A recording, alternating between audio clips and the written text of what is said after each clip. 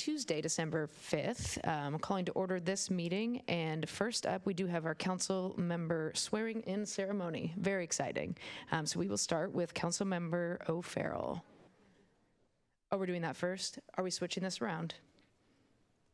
My apologies. We have an even more special event. All right. If you all would like to start our flag ceremony, and then you will lead us in the Pledge of Allegiance, please.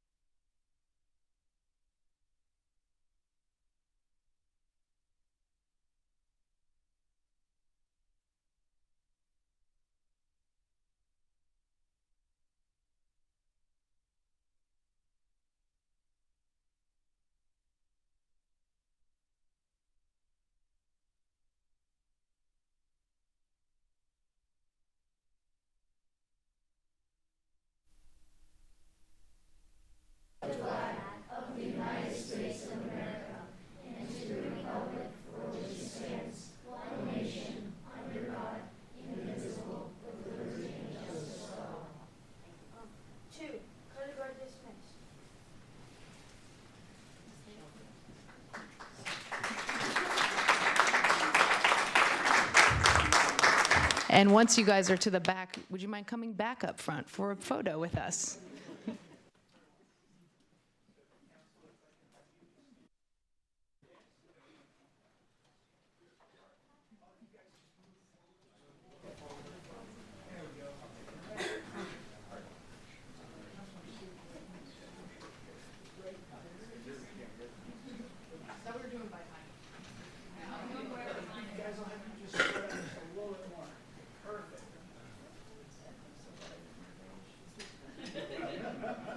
All right, everyone look up here and smile. Thank you so much.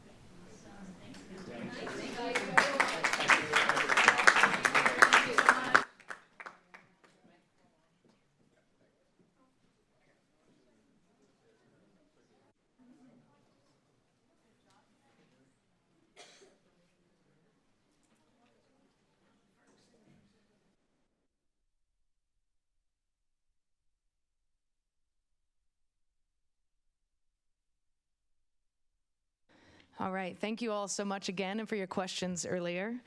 All right, so now we have our council member swearing in ceremony with our city clerk. We will start with Council Member O'Farrell.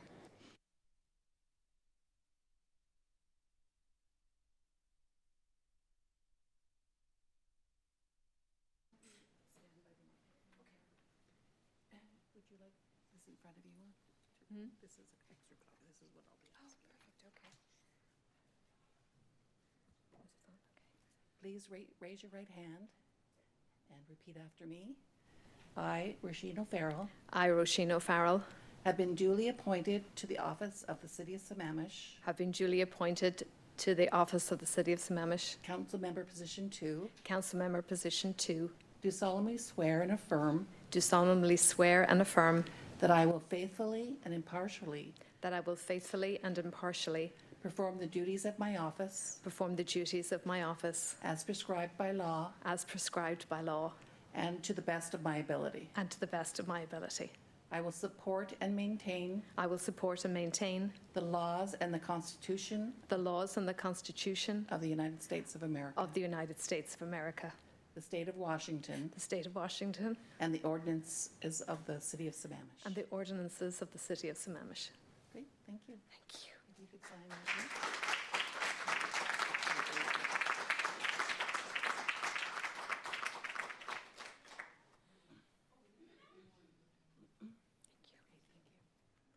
I will sign it and then I can scan it and then I'll bring you a copy. Okay, thank you. Yeah. We're missing one member. She's not here. She's in the middle of finals.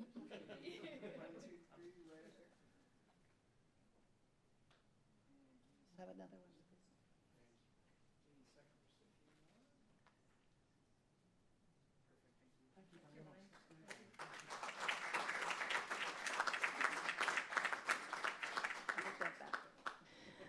All right, congratulations, Councilmember O'Farrell. Very excited to have you still with us. Next up is Councilmember Gupta. You have some really big shoes to fill, but I have no doubt you will exceed.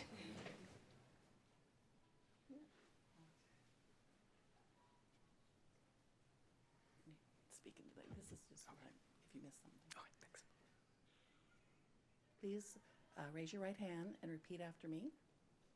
I, Sid Gupta, I, Sid Gupta, having been duly appointed to the office of the City of Sammamish, having been duly appointed to the office of the City of Sammamish, Council Member Position 3, Councilmember Position 3, do solemnly swear and affirm do solemnly swear and affirm that I will faithfully and impartially that I will faithfully and impartially perform the duties of my office perform the duties of my office as prescribed by law as prescribed by law and to the best of my ability. and to the best of my ability.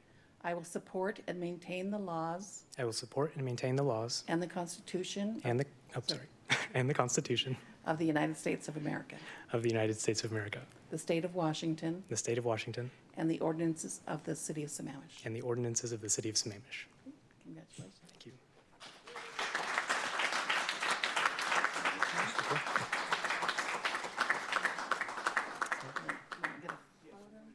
Yeah.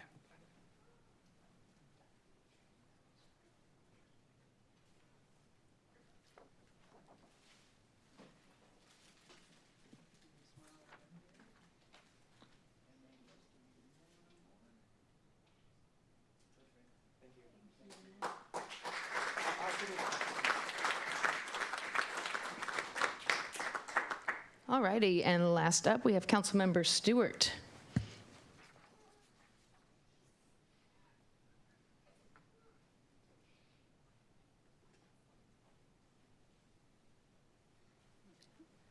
You want to get close to the mic? Yeah, please raise your right hand and repeat after me. I, Pamela Stewart, I, Pamela Stewart, have been duly appointed to this office of having been duly appointed to the office of City of Sammamish Council Member Position 6, City of Sammamish Council Position 6, do solemnly swear and affirm do solemnly swear and affirm that I will faithfully and impartially that I will faithfully and impartially perform the duties of my office perform the duties of my office as prescribed by law as prescribed by law and to the best of my ability. and to the best of my ability. I will support and maintain I will support and maintain the laws and the Constitution the laws and the Constitution of the United States of America, of the United States of America, the state of Washington, the state of Washington, and the ordinances of the City of Sammamish. and the ordinances of the City of Sammamish. Great, thank you. Thank you.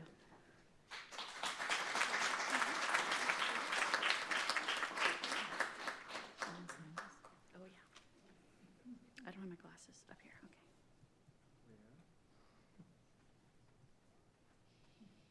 Great. Will you look at my picture? And I'll give this to you in a second. I am sure. Yes, there you go.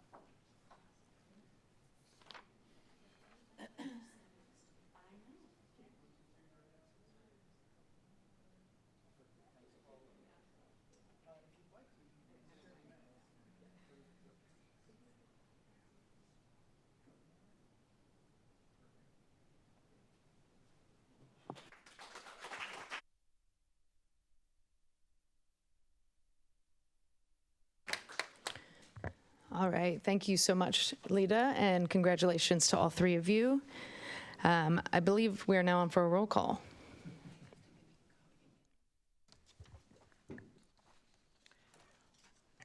Mayor Kaylee Clark, Here?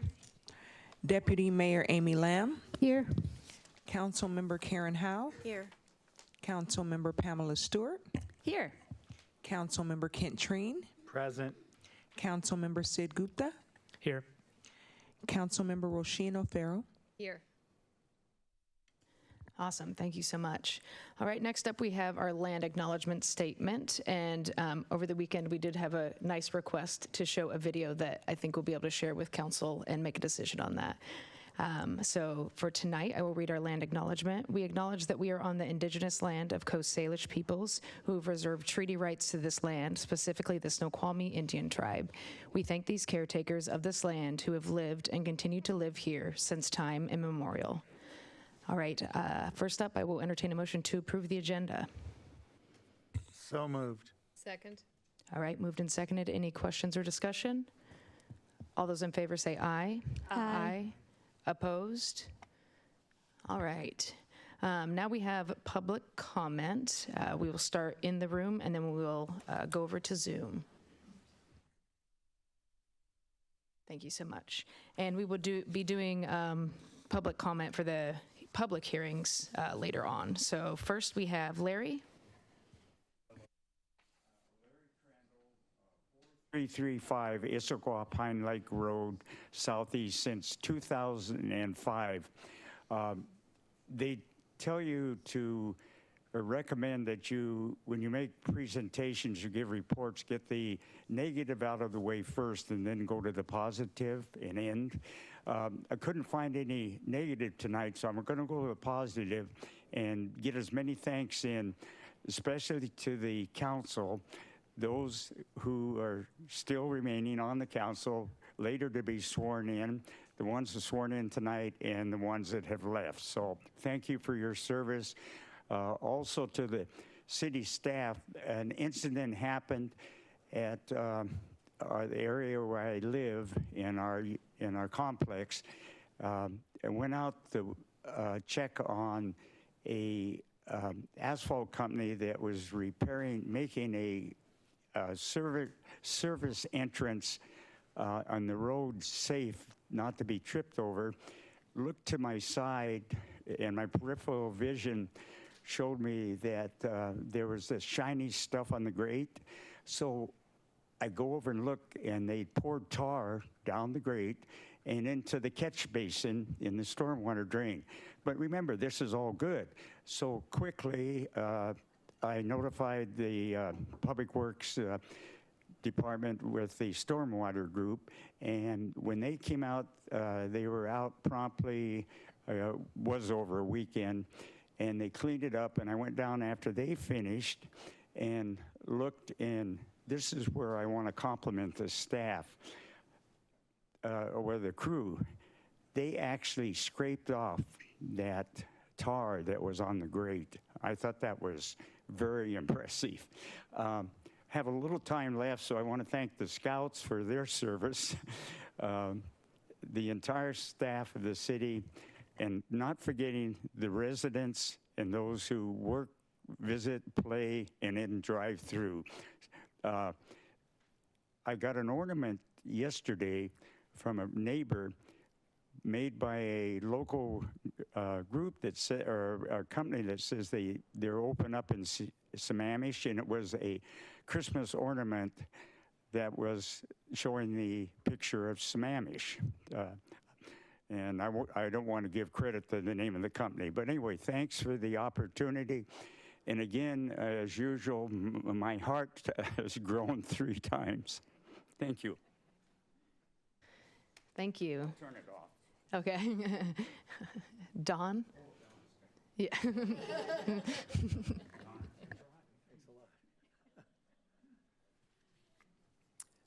Hi, Don Gerund, and I've been a resident of Sammamish since 1979, 20 years before it was a city. Congratulations to all of you that won in the election. In particular, I want to congratulate Councilmember Gupta for running a positive, engaged campaign, participating in candidate forums and other public meetings with voters, and doing a lot of doorbelling.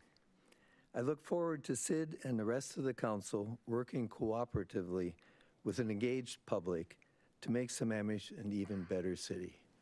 Now, I guess I can't comment on the items that are up for public hearing, or can I make my comment?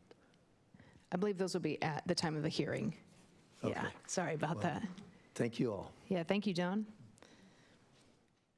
All right. Do we have anyone else in the room? Yeah, go ahead. Just state your name and the city you reside in. My name is Paul Quinn, and I live at 2714 232nd Place Southeast. I'm here tonight to talk about our city's diversion rates, the rates that show the percentage of what is disposed that goes to recycling and composting versus the landfill. What I've learned through public record requests obtained from King County and Republic is that surveyed analysis of trash sent to the landfill shows 2/3 of what is sent to the landfill can be either recycled or composted. I provided a handout that shows, just for Sammamish, since we've averaged through October 994 tons sent to the landfill each month. That means 633 tons could be composted or recycled. 633 tons each month. The handout also shows our diversion rates are worse this year versus last year. In addition, we have no composting being done at 18 of our 20 apartments. 0. Our businesses divert only 18% of what they dispose of, hence 82% goes to the landfill. Since I spoke with you in September, the city staff directed me to meet with Republic Sustainability Manager Wendy Weicker. I've met twice with Wendy, and she's been engaging and is directing her staff to contact apartments and businesses that are not utilizing recycling or composting.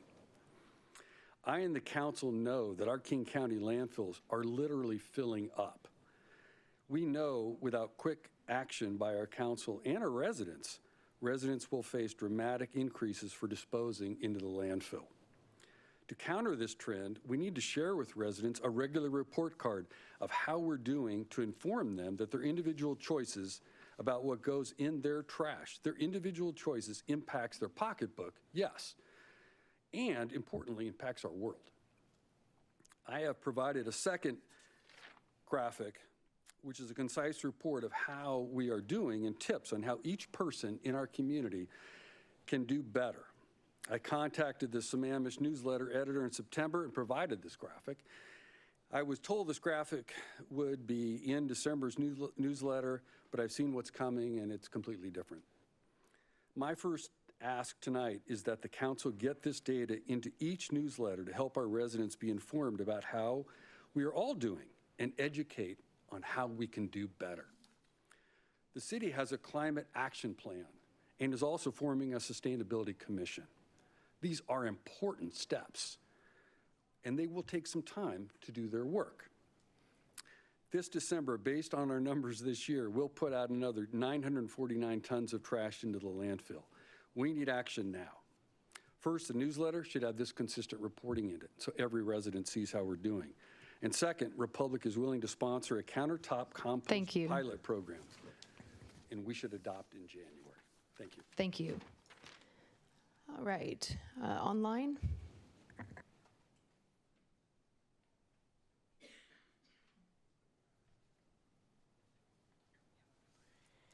If you wish to provide public comment, please raise your hand. If you wish to speak regarding a public hearing, please do not raise your hand. When the public hearing begins, you will have an opportunity to give public comment at that time.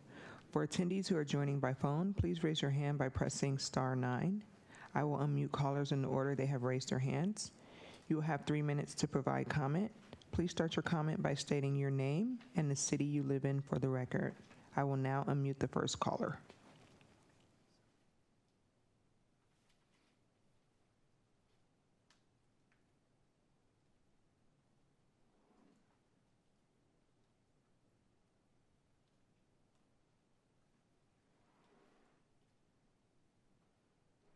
Paul Stickney.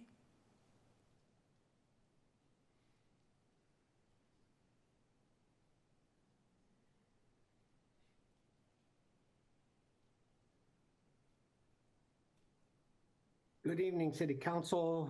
Paul Stickney here.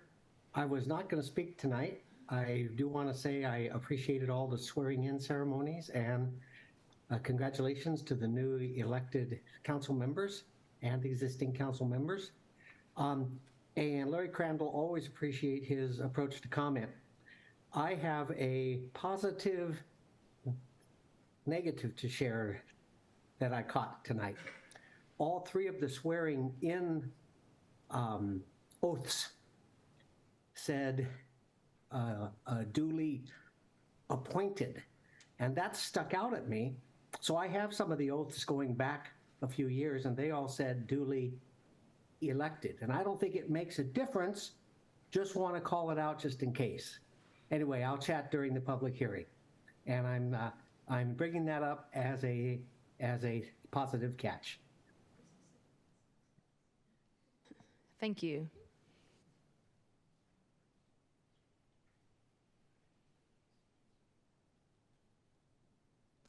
There are no more commenters. That's all for the public comment for tonight. I'll turn it back over to the mayor.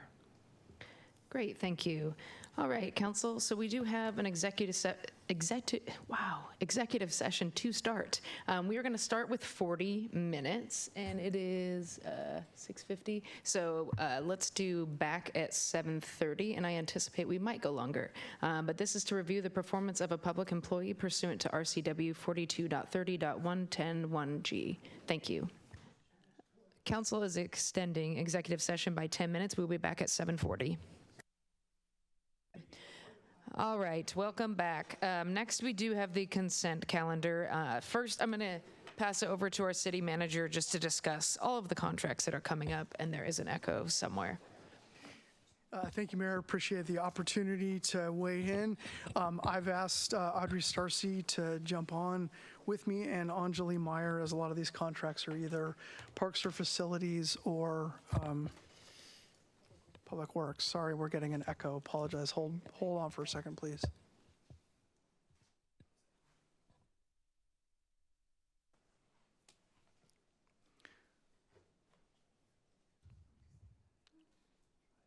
Okay. How are we still? No?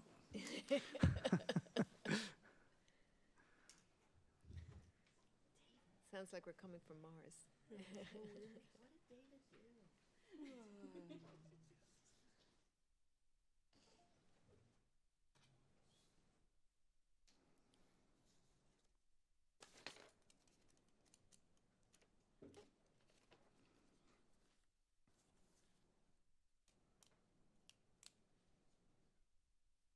All right, let's try it again. That sounds better.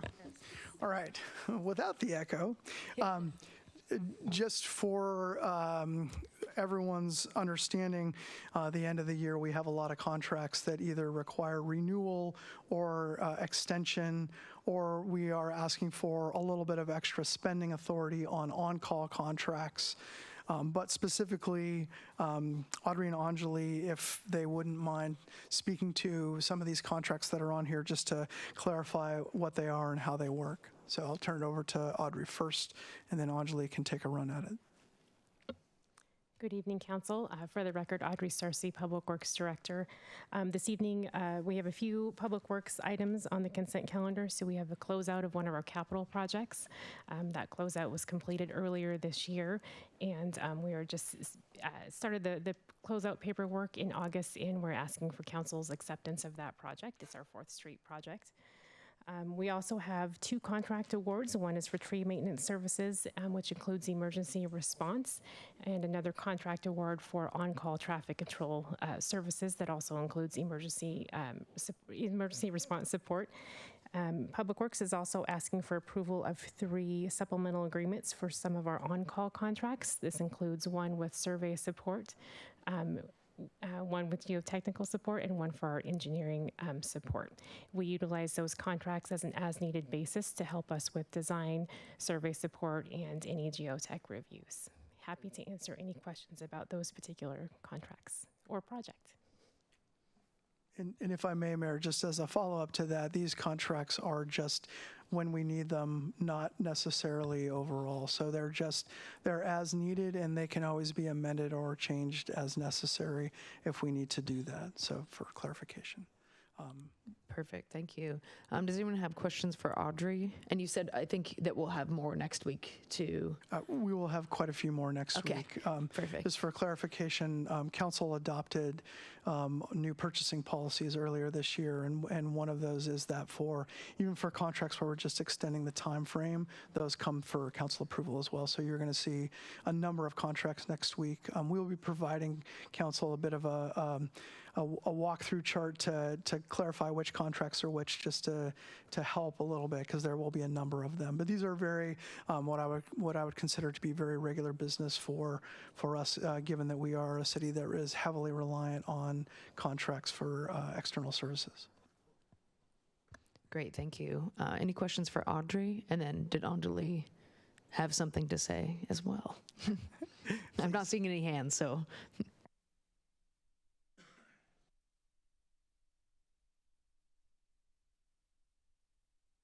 would you like me to go ahead and speak on the two contracts I have on consent at this time? Please. Yeah, sorry about that. Yeah. Good evening, Council. Anjali Maya, for the record. So Parks, Recreation and Facilities has two contracts, also routine work for our department. One of them is a contract award for Parks Landscape Maintenance Services. As you know, we maintain our parks through a combination of some in-house work and contracted services. And the other one is for facilities landscape maintenance for a couple of our facilities as well. And it takes significant effort to bid these contracts and get them in place. So we typically just adopt them for the period of a couple of years and allow renewals as well. However, we do have the option to terminate them with just a 7 days notice. So if there is a desire by council, once we adopt the climate action plan, to do business differently, we would have to come up with implementation strategies, and we could discuss those with council at a later date. And then we do have the option to rebid while these contracts are in place. And based on if we get good results, we could terminate these contracts and then put the new contracts in place. And happy to answer any questions as well. Great, thank you so much. Council, do you have any questions for Audrey or Anjali? Alrighty, I'm not seeing any yet. So I will entertain a motion to approve the consent calendar. I move we approve the consent calendar. Second. All right, moved and seconded. Any discussion? I just a quick sort of, I guess, thought, Scott, is that now that we are hopefully going to adopt a climate action plan and we have these other, like our pros plan and things, I would just love to understand when we do these contracts and contract renewals, how they align with those plans and how we can make sure that we aren't entering into those. So very helpful information to know that we can terminate these, but kind of bummer that we put the effort in to negotiate these without some of those things in mind. So thanks. All right, we have a motion and a second on the floor. All those in favor say aye. Aye. Aye. Opposed? All right, consent calendar passes. Now we have our presentation from David Pyle for our monthly council projects update for Comp Plan, Housing Action Plan, and Climate Action Plan. Great. Good evening, Mayor, Council. David Pyle, Department of Community Development. Tonight we have our 12th update this year on major planning projects. This will be the last update for the year, and then we'll start on number 1 again in the new year. I'm loading my presentation here. We just have a really quick presentation tonight. Staff are currently working on the 2024 work plan, and we are coordinating between all the departments and all the various projects we have going on that many of them feed into the comprehensive plan at some point in 2024. And we're wanting to make sure that we're maximizing efficiency and for you all specifically to make sure that we're taking advantage of meeting time, but not being redundant in meetings with you as your time is valuable. So go ahead and share my screen real quick here, just a sec. There we go. So again, update number 12, December 5th. Just a sec, there it is. So just one slide tonight. Tonight we will be holding a public hearing on the Climate Action Plan. And again, that will feed into the comprehensive plan. It's really helpful for us to use that as a basis for some of the environmental policies we'll be working on. We will have a work session on the transit plan later tonight. At the Thursday Planning Commission meeting this week, the Planning Commission will be holding a public hearing on the Parks, Recreation, and Open Space Plan. On January 16th, the City Council will hold a public hearing on the PROS Plan. And on January 18th, the Planning Commission will be holding a work session on the Critical Areas Update. So that takes us through January. We're going to be working this month on populating out a large majority of the balance of meetings for 24. And when we come back to you in January, we will have several months worth of meeting dates to add to this slide here. So that's it for now. And if you have any questions, happy to answer them. Otherwise, we could move on to the Climate Action Plan, or excuse me, the docket, which is next on the agenda. Mayor, if I almost may had really it. quickly. Yeah. I'd like to ask Audrey Starcy to give a quick Public Works update, given hopefully you can all hear how hard it's raining outside, that it might be prudent to do a quick Public Works update tonight, if that's okay. Thank you, Scott. Let me just bear with me while I share my screen using one screen. Okay.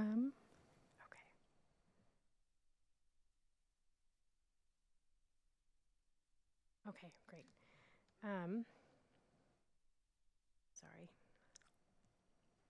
We have some great photos, so I just wanted to share a few. Just wanted to, before I get going, just really wanted to thank our Public Works crews. So we've had up to 3 on call throughout this last weekend when the storms began last Saturday and all the way through this week. As well, I wanted to take a minute and also acknowledge our parks teams for all of their dedication throughout the last few days. So far, as of 6 p.m., Sammamish has received 2.37 inches of rain today. So that's hovering around a 25-year storm if this holds through midnight, so more to come. That brings us up to a monthly total of just under 5 inches. So to compare, I believe December of last year, we received just under 6 inches. So we've received quite a bit of rain in the last 5 days.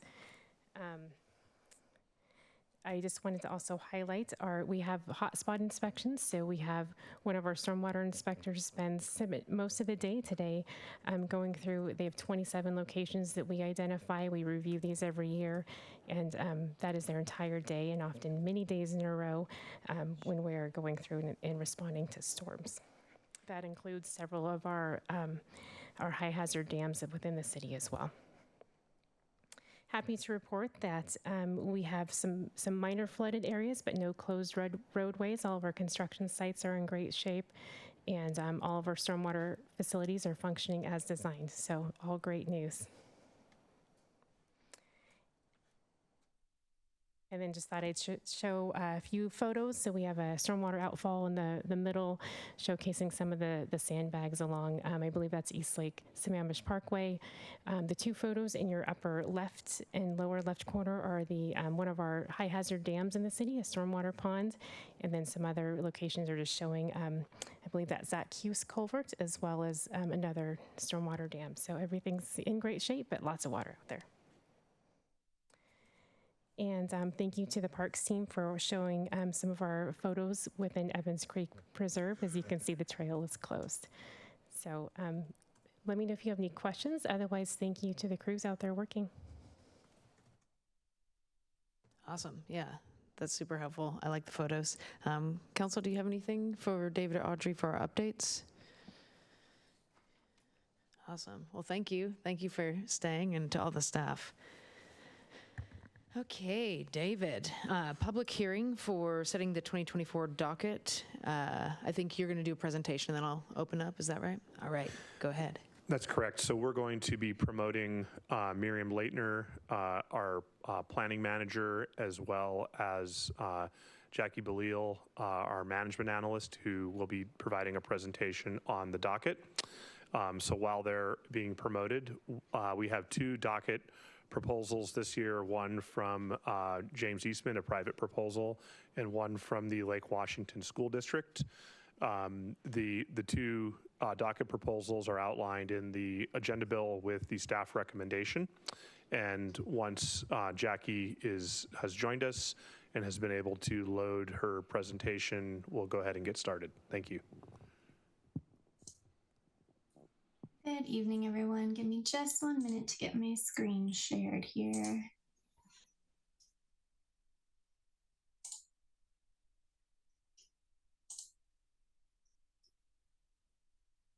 All right, I believe I should be all set to go. Looks good. Thank you. Perfect. So good evening, everyone. My name is Jackie Belil, and I'm a management analyst for community development. So tonight I'll be giving a brief presentation on the 2024 docket requests, along with staff's and planning commission's recommendations. After, the City Council will hold a public hearing, deliberate, and vote on a resolution to set the 2024 docket. The docket is an annual process for considering text amendments to the city's comprehensive plan or development regulations or site-specific land use map amendments. It is a 2-year process, and we will set the docket in 2023 and go through a legislative review of the docketed items in 2024. Anyone is able to submit a docket request as long as they were in by the annual deadline of 5 p.m. on the first Monday of each year.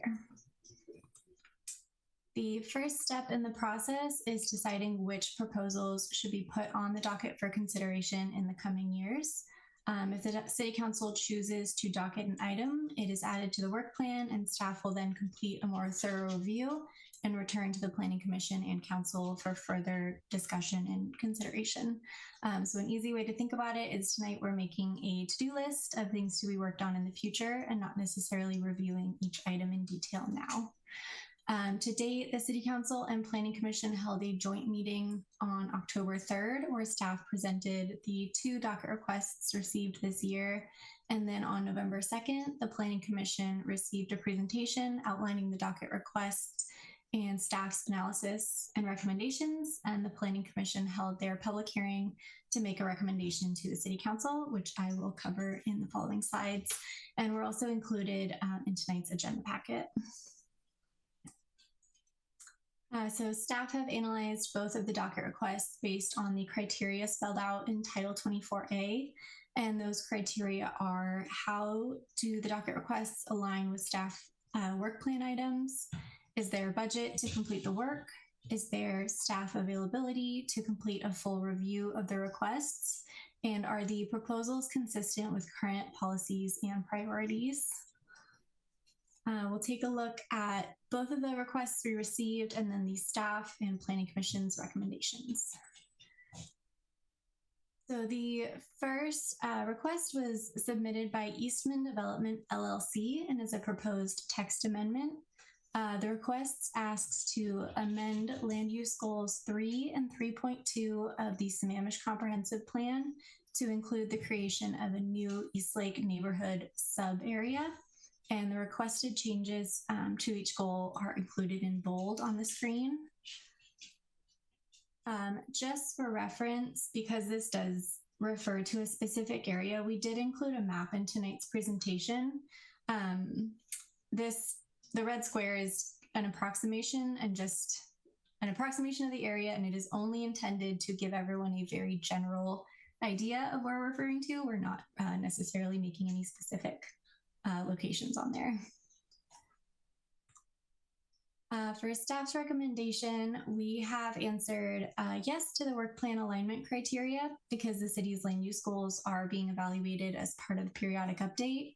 However, the level of specificity requested by the applicant is outside of the scope of the current comprehensive plan update. For budget availability, this proposal is not eligible for fee waivers related to public benefit, so expenses would be covered by the applicant and would not affect the city's budget. Staff does not have the availability or capacity to add a project of this size and this scope in 2024. Policy and program consistency. The development of subareas follows a standard process, which is detailed on the screen below.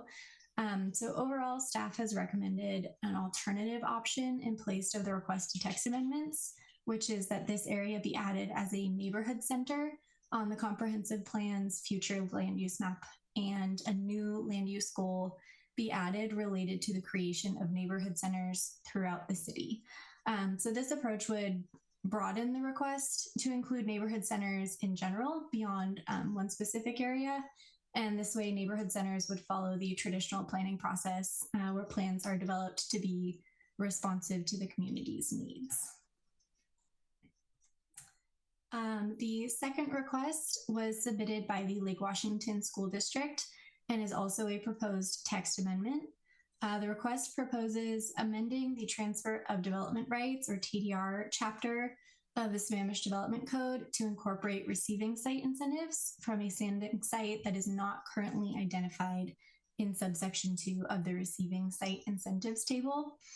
This would essentially allow for the transferring of density within the town center. So for staff's recommendation, the work plan alignment is a yes, because an evaluation of the TDR program is currently on the 2024 work plan. Budget and availability was also a yes. Based on current staffing and the anticipated 2024 work plan, there is very limited capacity to add additional components to the current planned review. For policy and program consistency, the city does support the utilization of TDRs from publicly owned properties within town center to be transferred to properties that are more suitable for development in the town center. So overall, staff recommends that this proposal move forward, contingent on the extent of the scope of the TDR review.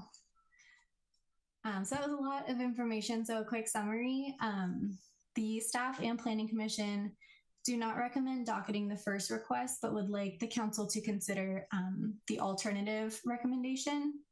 And staff and the planning commission do recommend docketing the second request, as it does meet most of the decision criteria. So tonight you will hold your public hearing before voting on a resolution to set the 2024 docket. And then I will go ahead and pause here because that was a lot of information. So if you have any questions, I believe David and Miriam are both there as well. We'll be happy to answer any questions. All right, Council, do you have any questions? Councilmember Howe? Thank you. My question is, I believe, for David Pyle. So as I go through the docket request, I found myself a little confused between sub-area, neighborhood center. Do we have anything that gives us some language to help us better understand what those could be? Or are we intentionally making it a little vague so that we can define it as we go?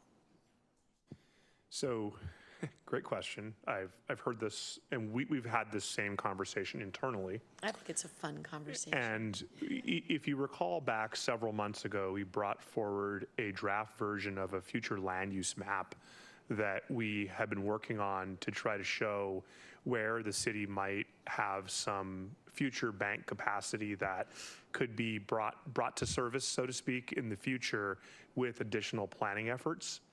And as part of that, we showed on the map the existing town center sub-area, a Inglewood sub-area, a Pine Lake sub-area, and a Klahani sub-area. We also showed on that map, I want to say about 6 neighborhood centers that really were a much smaller scope and scale. So when you think about the difference between a neighborhood center and a sub-area, it really comes down to the scope and scale of the area. A neighborhood center is really a block, a couple of blocks, that is a location within an underserved area of the city where you might add some additional diverse housing types and retail or services that would be walkable, that would help provide a sense of identity as part of that neighborhood, if you will. A sub-area is really a much larger area that is like the town center. That's a good example of a sub-area where you might see several blocks planned for much larger growth, much more commercial, retail, and also aligning more with transit and other transportation services. So what we've identified is that we don't feel that the Eastman properties are appropriate for a sub-area, that the scale and scope of a sub-area, given some of the environmental sensitivity of that area, is really, it's too big in scope. We think that that area is appropriate for future planning for a prospective neighborhood center, which could include, multifamily residential, some retail, small commercial space, in addition to some of the other uses that Mr. Eastman has indicated. He has raised Sammamish has a long-standing history of being a sort of a destination resort community. Back when in early days of Seattle, people would come out here to these lake resorts and spend time out here. And he's identified sort of a rekindling of that idea on some of his property, where he's got some pretty interesting ideas that we'd love to work with him on in the future. However, that's not really a sub-area. That's more of a neighborhood center and a neighborhood identity. So that's the difference. Some examples are the Bell Red sub-area in Bellevue is a sub-area. There is what's called the Bridle Trails Neighborhood Center in Kirkland, which is an interesting one. It's basically an intersection. The city of Olympia has a pretty good example of neighborhood center planning if you were interested in looking up neighborhood centers. So to directly answer the question, we do plan to define sub-area and neighborhood center for the city as part of the comprehensive plan process. We don't currently have that type of language in the comprehensive plan, so we'd like to work with you all to get it right for Sammamish. So we still have that work ahead of us, but in the meantime, we've been working on the future land use map concept, and it's coming along. You'll be seeing more of that here fairly soon and be talking about that quite a bit in '24. And my last question has to do with how common is it to work with somebody that has such a significant patch of property who's willing to work with the city? How common is that? Usually we get it in terms of a development application under the existing rules, and we end up working with an applicant. Working with a property owner to go through a public process to develop a plan for an area is not as common in Sammamish. It is more common in other cities, and something we definitely want to start doing and being proactive about our future here in the city. Again, adding it to the future land use map is really a prospective future neighborhood center, or if you chose a sub-area, prospective future sub-area. It doesn't mean that we've created a sub-area or a neighborhood center. It means that we will be planning for it in the future. As Jackie said, we're creating a to-do list. Great, thank you so much. Councilmember Stewart? Yeah, thank you. Great questions. On the other docket item, what does it mean by the extent of this, what is it, the extent of the scope of the TDR review? Because it says it's contingent on that. And I wasn't sure I really understood what that meant. So we are at the crossroads of three major planning efforts right now. The critical areas update, the town center sub-area amendment, and the comprehensive plan update. And across those three, we're going to be looking for methods tools to move growth to appropriate locations, to amplify growth in ways that we want to see it amplified in affordability, diversity, and housing types. So the degree to which we are taking it on as a standalone project versus the degree to which it's folded into our review of transfer development rights across those three programs is I think really the pivotal point. If we are taking on the TDR program, which is on our work plan, we're going to be talking to Scott more about this as we work through the 2024 work plan. Then there is the capacity to do that. However, it really depends on how complex the district wants it to be.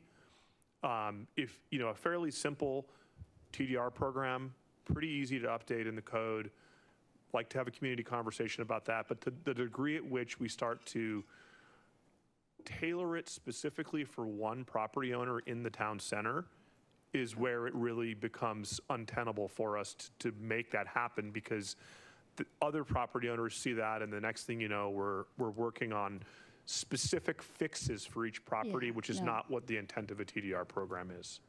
So just for clarification, because I think these docket right now at the state they're in, the approval is the approval to continue working on them. We're not actually approving anything. We're saying, yes, we should keep looking at them and keep working on them. The to-do list, correct. Yep. Yeah.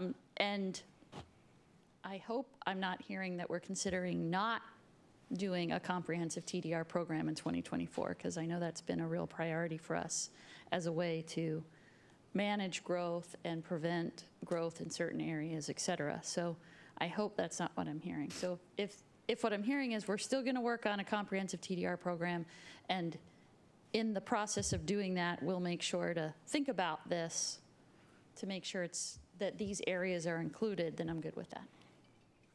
Is that?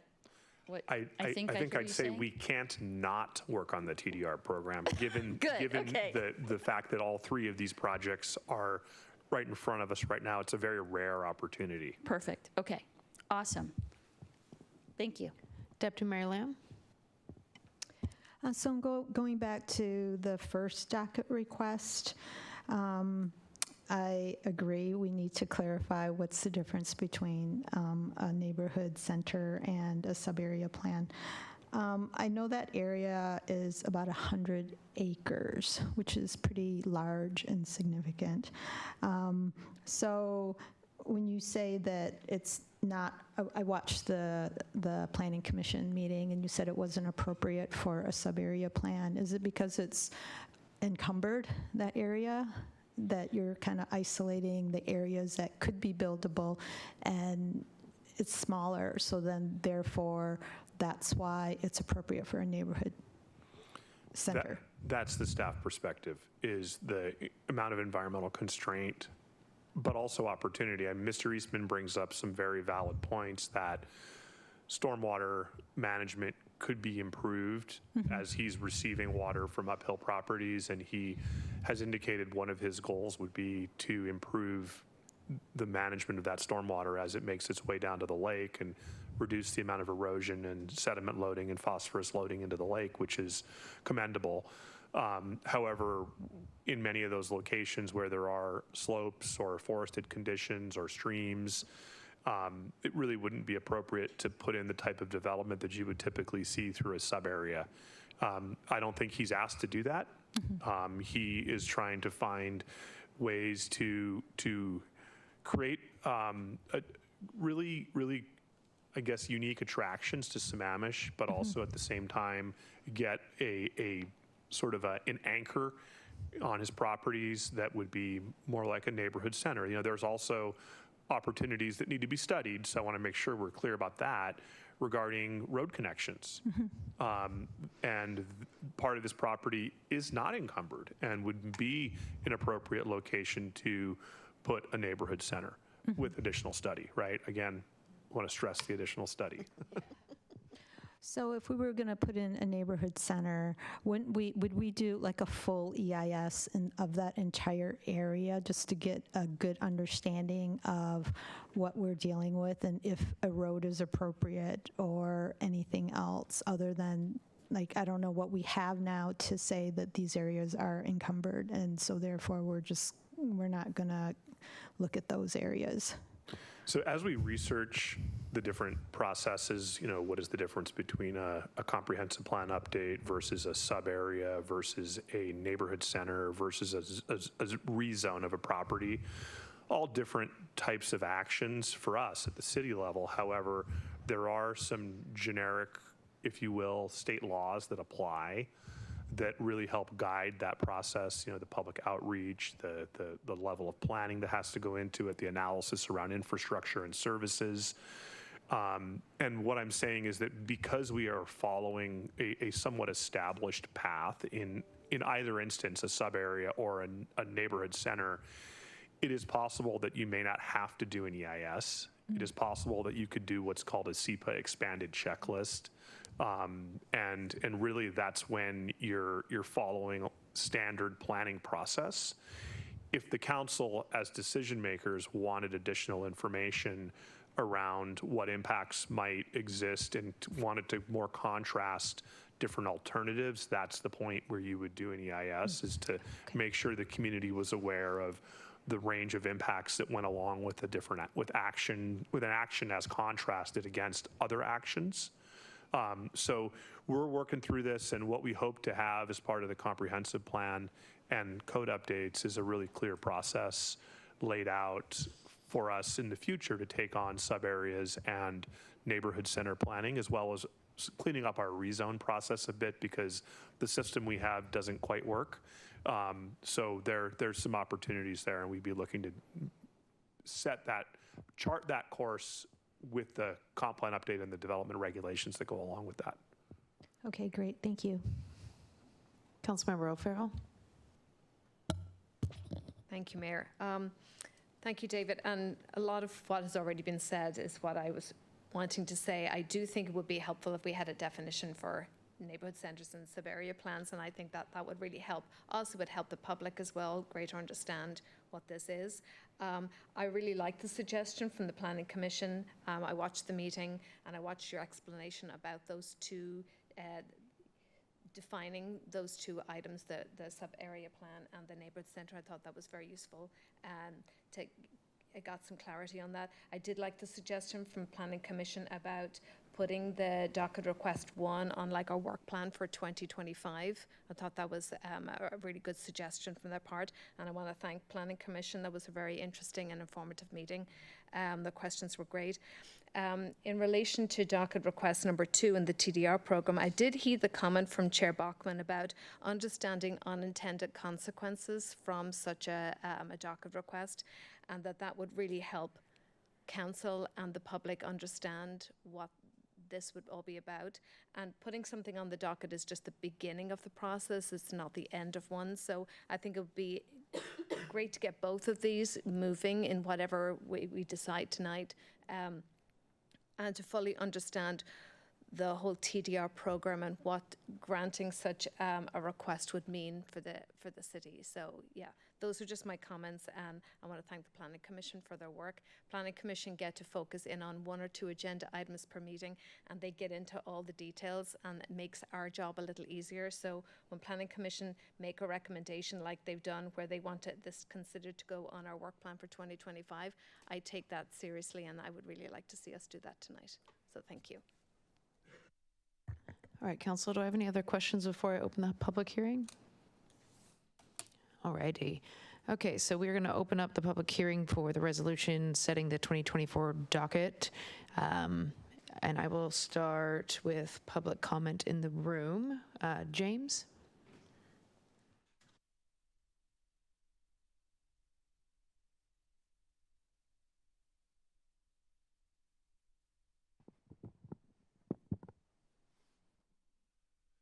James Eastman, East Lake Sammamish Parkway.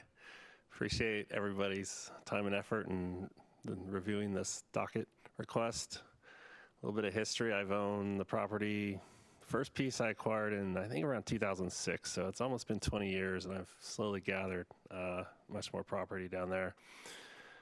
I've been coming to these meetings probably regularly for 7 years, so I appreciate the public process. I'm not going anywhere. Unfortunately, I'm only limited to 3 minutes up here, so if you have questions for me, I'm readily available, and you probably hear more than you want to hear, so be careful what you ask me. But I pretty much agree with everything David said tonight and what you guys have said regarding my property. Originally, I just recognized just how beautiful a piece of property it was, and my mind just starts going, and I thought, man, this is so beautiful. You could do so many uses to preserve the beauty of this property, and then it's be like, okay, how am I going to anchor, this ecotourist uses of we could potentially do? And, I've talked with former council members. I think I've talked to Kent Treen about,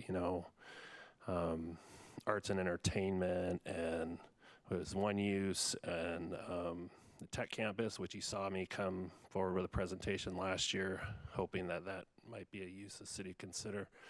And then this residential anchor. And the feedback I got from council then was that the tech campus was a great idea, but it didn't fit in with the legislative process. I could do a docket request for it, but it doesn't really align with what you guys are working on.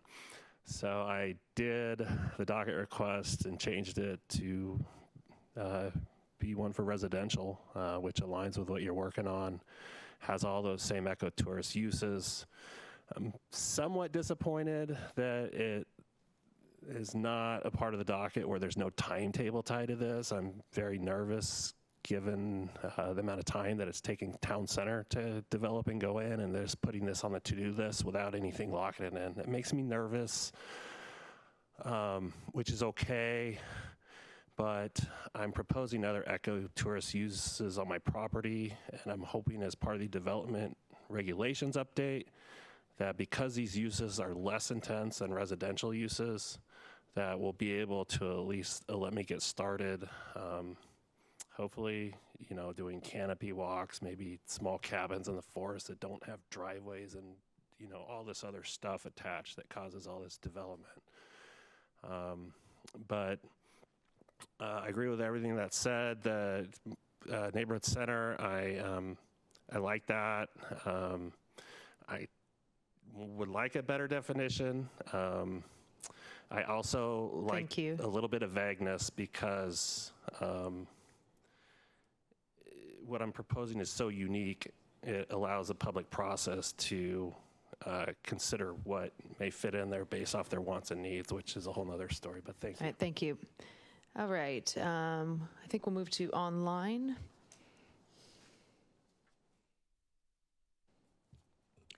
If you wish to provide public comment, please raise your hand.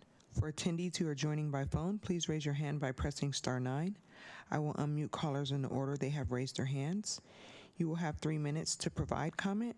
Please start your comment by stating your name and the city you live in for the record.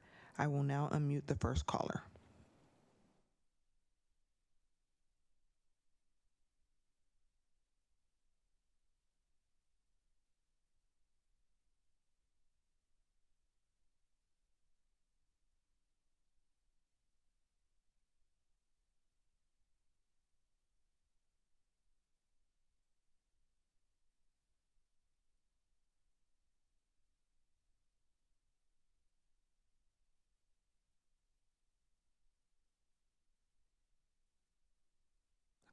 Don Jaron.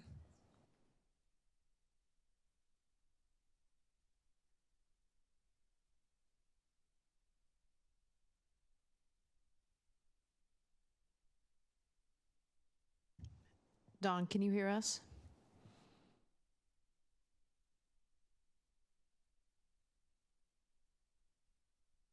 I can hear you. Can you hear me? Now we can. Oh, okay. Don Jaron, Sammamish resident. Regarding docket request number 1, please keep your minds open to new ideas. Find and encourage ways to make our city stand out as unique and exciting. This might mean completing the Emerald Necklace with cooperation of property owners in other jurisdictions. Perhaps the 28-mile circuit could have hiker huts, much like in other parts of the world, to make the journey a multiple-day experience. Or it might mean exploring or combining that idea with exciting ideas from James Eastman's docket request. Find the staff to move our city creatively forward. Don't just say we will look at it at some time in the future. Thank you, and that's the end of my public comment. Thank you.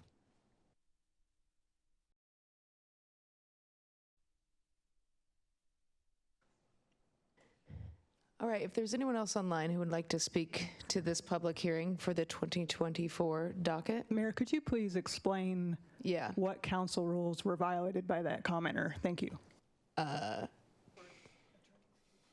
Yeah, I know I don't know what the exact number is, but we do not tolerate hate speech in any of our venues, especially a public hearing and public comment. I don't know if we have specific ones that we want to call out. I'll just add that during this public hearing, the comments are supposed to be germane to the topic of the public hearing, which is the 2024 comprehensive plan docket. Mayor, Thank you. Mayor, if I may, in addition, earlier this year, council adopted a code of conduct that applies to all public meetings as well as staff and council. So that clearly violates our public code of conduct. Yeah, thank you for the reminder, and thank you, Krista, as well. I would like to just consult with the attorney for a few minutes if possible. Yes. Sorry about that. One moment.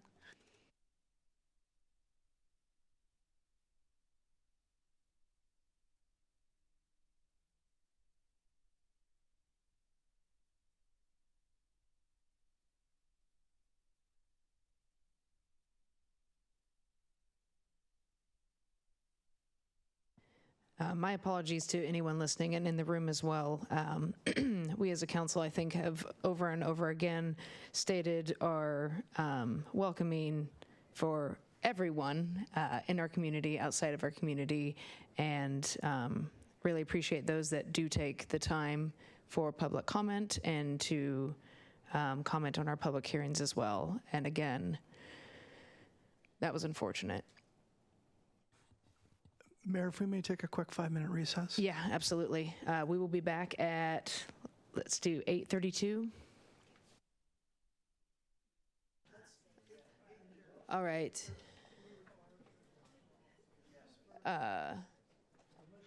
Welcome back. We are going to start out with a comment from our city attorney. Good evening. We are going to resume the public hearing regarding the 2024 docket related to site-specific land use map, comprehensive plan, and development regulation amendments. Please keep your comments germane to the topic of the public hearing. Also, hate speech is not tolerated, and we would ask as a courtesy that you please turn your camera on when making public comments for this public hearing. Thank you. Thank you. I will pass it back over to our city clerk staff. Paul, go ahead. Hello, City Council. Paul Stickney, Sammamish. Public comment on the docket for the Eastman and Lake Washington extemporaneous comment. By the way, I'm not an artist, and what I'm going to show you is very, very safe. It's only 9 dots, and this is important, though. How do you connect 9 dots with 4 straight lines? The answer is one must go outside the box. You can't do it any other way. Here's my point. Put this on the docket. It's 100 acres. It's a sub area. Here's the outside of the box stuff. This is roughly 80 to 90 areas of natural topics or parts or phasing or aspects. It's maybe 10 to 20 acres of what could be, whether it's mixed use, cottage, some types of housing, etc. But there's an opportunity to come up with a sub area. By the way, I appreciate council comments and staff comments, and in my opinion, sub areas are larger, neighborhood centers are smaller. This is big. So this, I believe, could be an incredible natural docketed item. Ecotourism, walkways, paths, ecologically net positive, stormwater net positive, handled correctly. Not all development has to be building or negative. So I just think it's a real opportunity to put it on. And I would add, because I've been involved with this a long time, it doesn't have to have an exact time period today. You could leave it open for a couple years to work together to develop a scope, but starting it now as a docket saves years in the future, and this is ready to go. And I think it could be exciting and wonderful for the community to optimize the natural aspects of the sub area and optimize the built environment of the area. Now on the TDRs, let's talk about the 800-pound gorilla in the room. Is this opening a door between gross and net or not on the density? Be nice to know one way or the other. Today in Sammamish, we have net density everywhere, including town center, with a small exception. To me, transferring development rights is transferring that portion of your parcel based on regulatory net density you choose not to develop. That's my assumption. My assumption, this is not opening the door to gross. Anyway, there's my extemporaneous comments. Appreciate the opportunity. Thank you.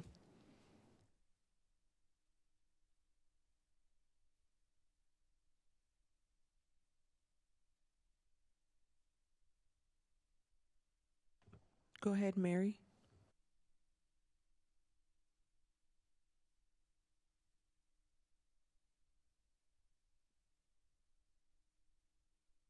Hi, good evening. This is Mary Wichter. I've been in Sammamish for 23 years, since 2000, just after it was incorporated. Can you hear me okay? Yes. Because I don't see the clock starting. Anyway, I wanted to speak tonight for the public hearings on the dockets. First of all, I want to say that the docket process has been available, I believe, in city code for a long time for comprehensive plan. And then a few years ago, when people wanted changes, including myself, for things, you weren't able to change text amendments. So that was changed. And thank you to the city having hired and for Miriam Leitner for doing all the work, because she did a lot of the rewriting to get that code in. When you go through the docket process, you can submit it at any time of year online, and then they just cut it off the first Monday in August. And then at that point, there's a set thing that the city has to go through every year unless there's 0 dockets, which I don't think that's been. And then the dockets can be looked at. The first step is just to say, should we go forward with the docket? So that's the part that you're at. If you don't go forward, there really isn't an opportunity to look at either one from Lake Washington or from East Lake for the development LLC that he's proposed. Anyway, it is a long process, but it needs to start. And I think both of the dockets are very deserving of starting. You're going to be doing transfer of development rights anyway. The city does have a program. It's currently stalled. It doesn't allow landslide hazard areas to be used, but it allows erosion. It needs to be changed. You're going to have to do that work in 2024 anyway under critical areas. A lot of Mr. Eastman's property also falls in the critical areas, so it is appropriate to look at those things and have them done at this time.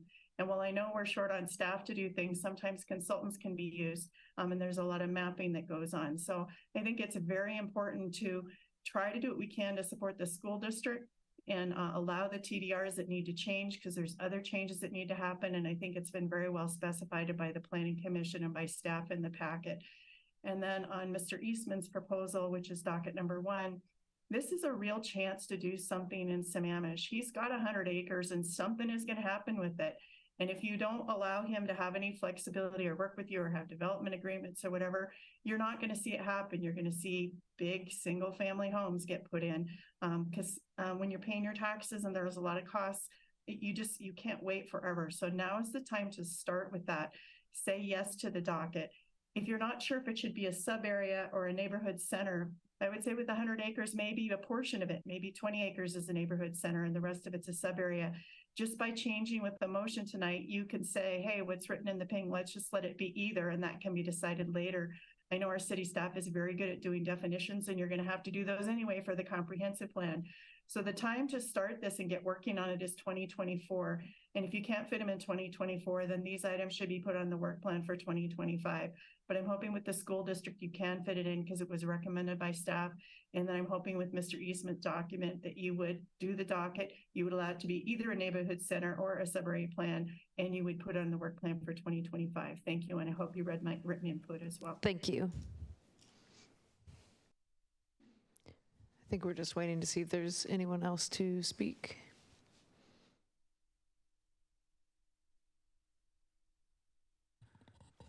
Thank you, Mayor and Council. Appreciate your patience. We are trying to make sure that our speakers are valid speakers.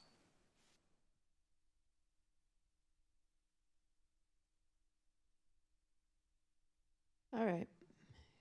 Go ahead and take that off. Mayor Clark, is it possible that we could ask the attorney if we could close the public comment for these at this time? I think we did discuss that during break, but we can have her speak on this. Unfortunately, we are, it seems like, being bombed by a hate crime group. And so right now, the clerk's team is just trying to go through and determine if we have speakers who are actually here to give comment on the topic at hand. Thank you.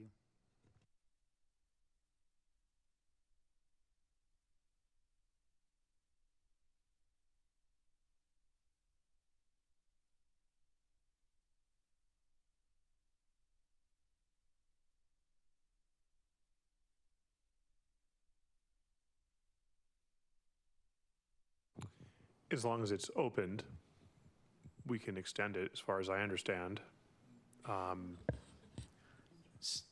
Yeah, so Mayor, what I might suggest is for those that might be online that maybe we're having a hard time figuring out whether or not they're valid, perhaps we could ask people to send in their comments and we can hold the public hearing open until next week and take, if council chooses to take action, that way we would still get their public comment.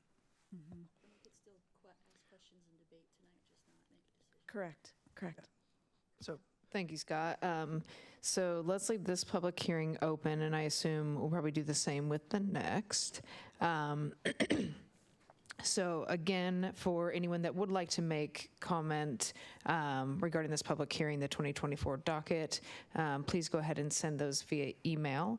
It'll be open until next week, Tuesday, December 12th. So I don't know, then can we vote on it then? And we'll just have, okay. Does anyone else have anything for the docket tonight before we move to the next item? And again, my apologies. All right, I'm not seeing any there. So let's move to the Climate Action Plan with David and Rose. Thank you for joining us. Great. While I go ahead and share my screen here, I've got to find the right one to share.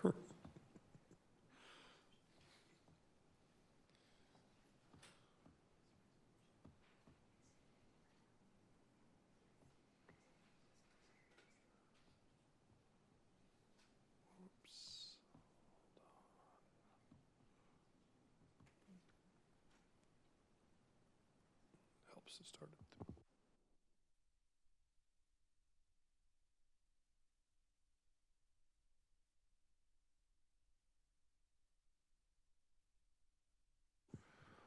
All right, success.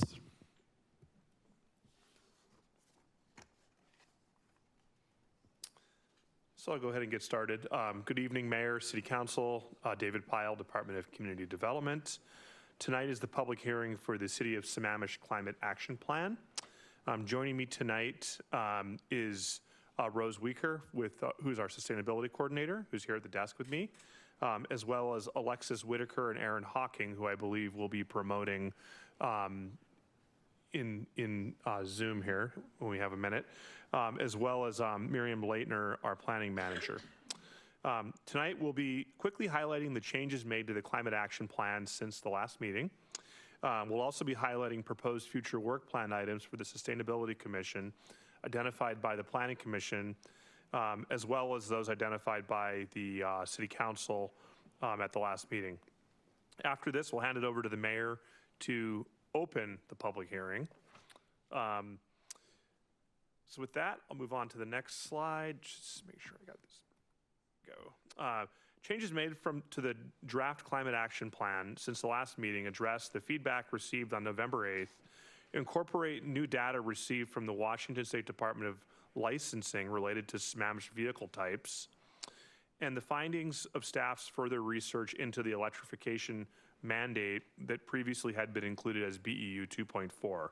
This is highlighted in Exhibit 3 in your packets, where we've done some additional review and analysis on the city's ability to mandate electrification. All of these changes are reflected in the Climate Action Plan version 7 that you see in Exhibit 1 that is attached to it's going to be attachment 1 to Exhibit 1, the resolution tonight, except for the change to BEU 2.4, which the council would need to direct staff to amend with any motion to adopt the resolution with the Climate Action Plan.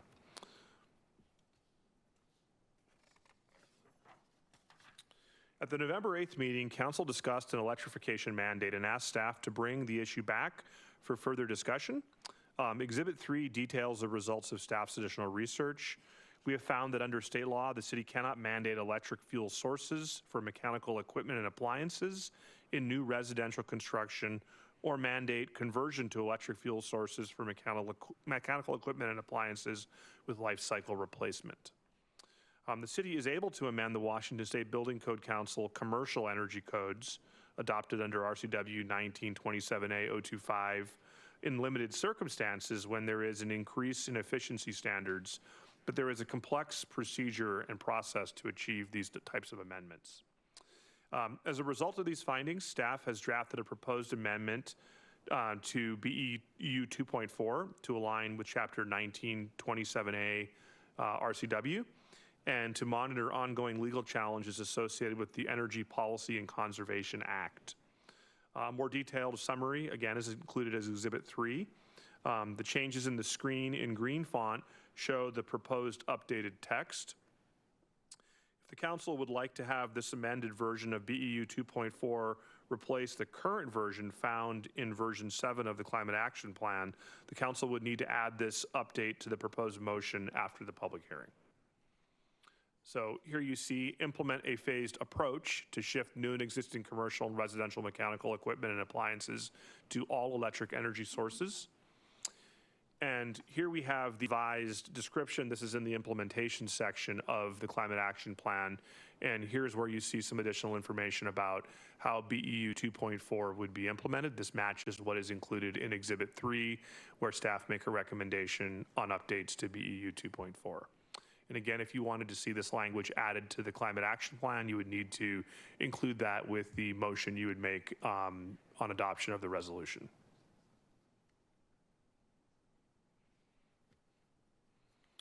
With regard to future work plan items, as we mentioned at the last meeting, the Climate Action Plan, as it stands today, focuses largely on land use, energy, buildings, and transportation, because those are the areas that most impact greenhouse gas emissions, and we were being responsive to the resolution passed, I believe, this last March, setting the city's greenhouse gas emissions and vehicle miles traveled goals. More work will be needed to build out the other sections of the Climate Action Plan and to create a work plan for implementation to help us begin to implement the goals adopted by the council. As a starting point, the Planning Commission in their recommendation letter had identified a number of future work plan items for the City Council to consider tasking the Sustainability Commission with. Here we have our Sustainability Coordinator who will be staffing the newly formed Sustainability Commission. So she's here to answer any questions you might have about these work plan items. We definitely will be coming back to you with these again in the future. In addition to the items identified by the Planning Commission, here's the first 5. There were also a few that were identified by the City Council. Happy to walk through these if you want. These are also included in the agenda bill and were previously included with the last agenda bill at the last meeting. The items in blue here are council recommended work plan items that we received at the last meeting that we've carried forward and are adding to the list. Rose has a work plan she's been working on for the Sustainability Commission, and we'll definitely be coming back to you for more direction once the commission is formed and work begins.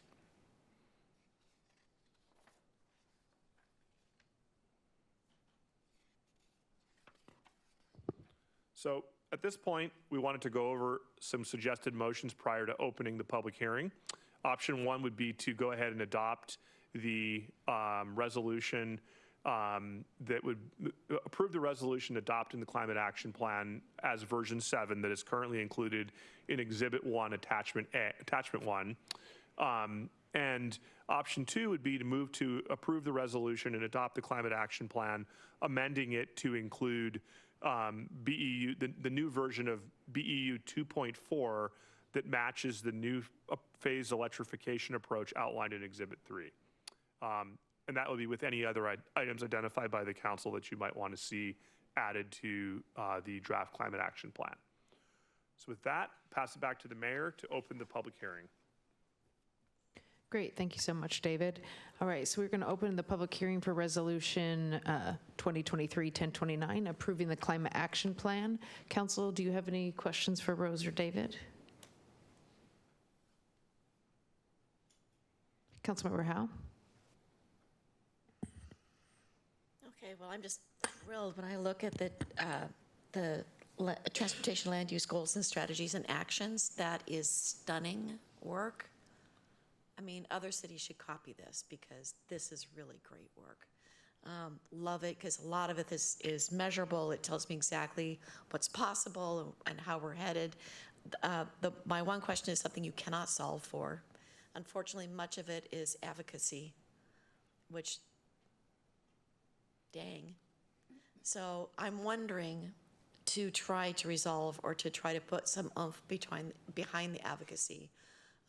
Is there a strategy or a plan that we could put into place, whether that's working with SCA and having a advocacy group that's actually part of Sound Cities Association that meets and actually channels collective energy towards some of these initiatives, because every city has them.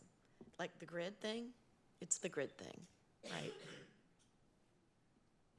Absolutely, Councilmember Howe. That is something that we are considering in partnership with the Sustainability Commission. We are going to be reaching out to partners in other jurisdictions as well as regional groups. The transportation groups, for example, the PSRC and WashDOT, we do have connections in both of those agencies that we're going to be working with on these partnerships. Obviously, Sammamish is part of the wider region, and it's important to be tying into those systems and partnerships. Well, and I think holding our lobbyists accountable to some extent to get back to us about talking points that we can use more frequently, and actually just how are we moving the needle? Advocacy is just so squishy. Absolutely, yes. And we are also working with K4C. They have drafted their 2024 legislative priorities, which includes some transportation priorities as well. Okay, thank you. I'll add to that the city has, to some degree, been on the sidelines up till now. So this is a starting point for us that gives us that foundation and gives the city staff the authority, if you will, to begin working on engagement regionally, whereas we might not have had that prior because we didn't have this type of policy basis to guide us in that effort. I see, thank you. Absolutely. Just wanted to quickly add, with the adoption of the Climate Action Plan, that is one of the requirements for joining the East Side Climate Partnership interlocal agreement. So they are going to be a huge resource and collaborative effort. Once we have this Climate Action Plan passed, we're going to be looking to join that organization. Yeah, thank you. Councilmember Stewart. I originally ran for council in 2017 to work on environmental and climate, combating climate change. So I'm so excited to be here on this day with this document. It is a huge monumental effort, so thank you to everyone.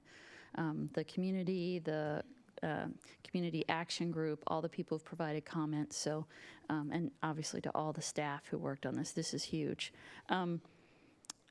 As we look at the implementation plan, one of the things I definitely want to see us be able to do is work on dashboards, right? Like I think being able to have that data and update that, and then establish the frequency that we want to look at this. David and I were chatting right before the meeting. Things are going to be changing quickly in the next couple of years, so making sure that we all recognize that this is a great document, and we're going to have to be agile and be ready to pivot when things do change, and keeping up with anything changing in the region. So I'd love to see that worked into that work plan too, to make sure this comes back on a pretty regular basis with those updates. One of the questions I had, figure 7, where it shows the decline in our greenhouse gas emissions, shows that in 7 years we would have 0 emissions from electricity. And that didn't seem realistic to me. I don't think PSC is going to have 100% clean electricity in 7 years. So I was just something to kind of note. I don't think we have to address it immediately, but maybe as we go forward and we're looking at revisions and we're trying, because I know one of your goals was to make sure that this was a realistic document too, so I appreciate that. Another question I just had in general, as we look at all the strategies and we're looking at our urban forest canopy, how much carbon does our urban forest capture? And the reason I ask that is because we also are looking at managing other crises that are being brought on by some of the climate change that's already happening, like managing wildfires. So I want to make sure that as we're looking at all this, things that may be somewhat at odds, how do we continue to maintain our urban forest canopy, but maybe not put too much pressure on increasing that, if by increasing that we're not necessarily reducing carbon much, but we could be increasing the risk of fires or things like that. So I know that's a difficult needle to thread, so that would be interesting. And then just in terms of outreach, or I'm sorry, in terms of measurements, one of the things we're talking about, item 3.1, looking at measuring the reduction in I think it's people driving to school and stuff. One of the things that we didn't look at measuring was taking periodic counts of the number of cars coming into schools in the mornings, right? And that's a way to measure if we're moving the needle on as we improve transit options so that hopefully we get kids out of cars and into transit or walking or something like that. And in item 5.2, one of the things I would love to see us do is emphasize more about educating people on the cost of car ownership, right? It's $10,000 per year per car to own and operate a vehicle. So as we look at the costs of implementing this, we may actually be able to start saving people money at some point, right? And to be able to kind of show what those tipping points are to help us as we have to go rally support in the community to fund this plan. I think being able to show them that, well, maybe not this year, but in 5 years when we have this stuff, we'll be able to reduce how much you have to spend because you can eliminate that marginal car, which is actually a fair amount of money. So also, you had put in there a goal for the city to have charging stations that don't have a markup on the cost, which I love that. That is awesome. But in 7.1, where we talk about having multifamily charging, I would love to see that same wording in there that says charging will be available to those who live in those multifamily units without that markup, because I think that's really important for adoption as well as equity, right? That if I live in an apartment, I shouldn't have to pay those marked up rates to charge my EV. And then I think that's really it. One other thing, just as we talk about some of the strategies, we talk a lot about the social, looking at social media engagement, which I think is great, but also some of the other partnerships, right, with our schools and some of our other community partners that do a lot of environmental work. I'd love to see us have some sort of a metric in there about how we're engaging. I really do believe that if we want to get the community behind this, that working through our schools is the way to do it. We see that it's going to be the kids that lead their parents down this path of a more sustainable lifestyle. And so I think that's going to be a huge partnership. And I'd love to see that. So yeah, thank you. Really appreciate all the work. Councilmember O'Farrell. Thank you, Mayor. Thank you so much. The report looks great. I just had 2 comments. In the packet, you had a link then to the Sammamish Climate Challenge, asking households to sign up. And right now, I think we have a grand total of 23 homes signed up. So please, everybody, go home and sign up. Because what I really liked when it talks about how it works, there's an aspect of where it says working together and how you can kind of come together as a community. So you could sign up and then ask your neighbor to sign up and the person across the street to sign up, and maybe your whole HOA could sign up. And I being an active member of my HOA, it always comes to mind, and I think this will be a great HOA project to get all the neighbors involved. And I then, as a result, was wondering what kind of outreach are we doing to kind of let everyone know that this is something that we have, and we want more and more people to sign up for it, because our goal is to have, by the end of the year, 250 homes signed up. So we've a little bit of work to do. We need at least, 230 more homes to sign up. I'm sure I did the math wrong, but you know what I mean. You get the idea. So this is great, but I think we need to do some more outreach. Maybe it would be, I think we have some data on our HOAs. Maybe it's worth doing some, outreach to them. So I'm not sure, Rose, if you have any plans to do something like that. Absolutely, we do. I do have a list of HOA contacts that we're going to be reaching out with in partnership with the Sustainability Commission. This is a great idea. I had them on my list for general sustainability work, and targeting them for the Sustainability Challenge is a great suggestion. We will definitely take that into account in my work moving forward. And then we also just had the most recent edition of the Sammamish newsletter go out highlighting the Sammamish Climate Challenge. So we're hoping that that will be a really big push for some of those folks that maybe haven't seen the online push for the Sammamish Climate Challenge, and get folks to sign up online. We do have that goal of 250 households by the end of 2023. obviously we want as many folks as can sign up as possible. So we're hoping for a sharp uptick over the holidays as that newsletter gets out to folks' homes, and then into the new year. We can always readjust those goals as needed. Perfect. And then my last thing was we received public comment from resident Karen Herring, and she gave some feedback on our plan. So I just want to draw that to your attention. If you just take a look at some of the items that she raised, which I think are addressed to some degree in the plan. It's just worth taking a look at when we get feedback from our residents. I really want to make sure that we're reading them and kind of taking that into account. But thank you so much for all your hard work. It's a pivotal moment in the city's life to have this plan. So thank you. Really excited. Thank you. Thank you. Deputy Mayor Lamb. So I just wanted to thank staff for making the changes that I had requested from the last go-around on the plan.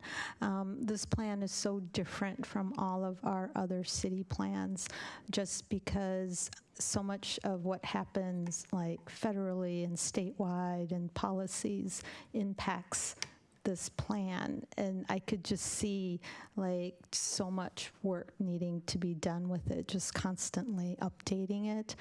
This just happened last week, when the Washington Building Council had the update on the heat pumps, and you guys like really pivoted really fast to get us the information, and then have that, affect, the information on banning gas. So I thank you for all the work that you did this year, and I thank you in advance for all the work you will be doing. So thank you. Councilmember Gupta. Yeah, I just wanted to thank you again for all the work that's gone into this. It's very exciting that we're finally at this point. I know all the effort that has gone into it, both from staff and from the community.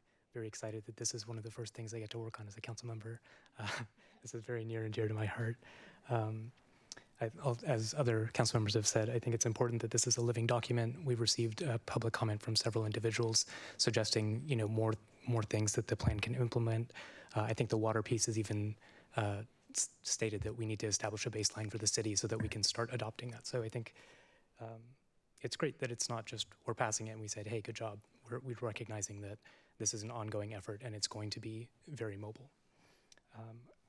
A big piece of the plan, especially for buildings and energy, which are the majority of our emissions, seems to be in connecting residents to existing programs and letting them know their options, connecting them to funding opportunities.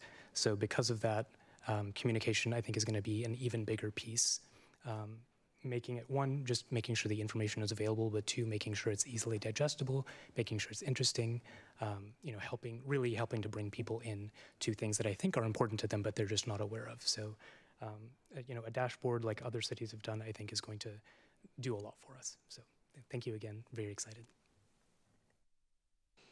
All right, I'm not seeing any other hands. I do wish we could close this and approve it tonight. So if there's no other questions or comments from council, is it all right to limit public comment to in person for the rest of the evening?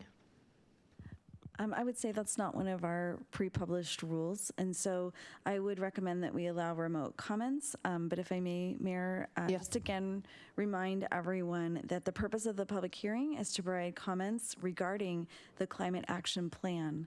And so please keep your comments on topic. And with that, Mayor, if you want to open the public hearing. Alrighty. I think I opened it.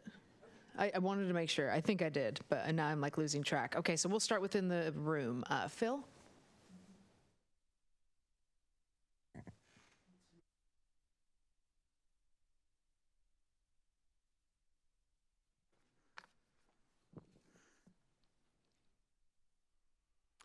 Thank you, Mayor Clark, for appointing me to the Climate Advisory Group. It's been a very educational process. Good evening. My name is Phil Ritter. My wife Lynn and I have lived in Sammamish for 7 years. I'm on the steering committee, People for Climate Action, and was a member of the City Climate Action Plan Community Advisory Group. In 1995, global carbon dioxide emissions amounted to 23 billion metric tons. This year, the total is expected to be 37 billion metric tons, an increase of about 60%.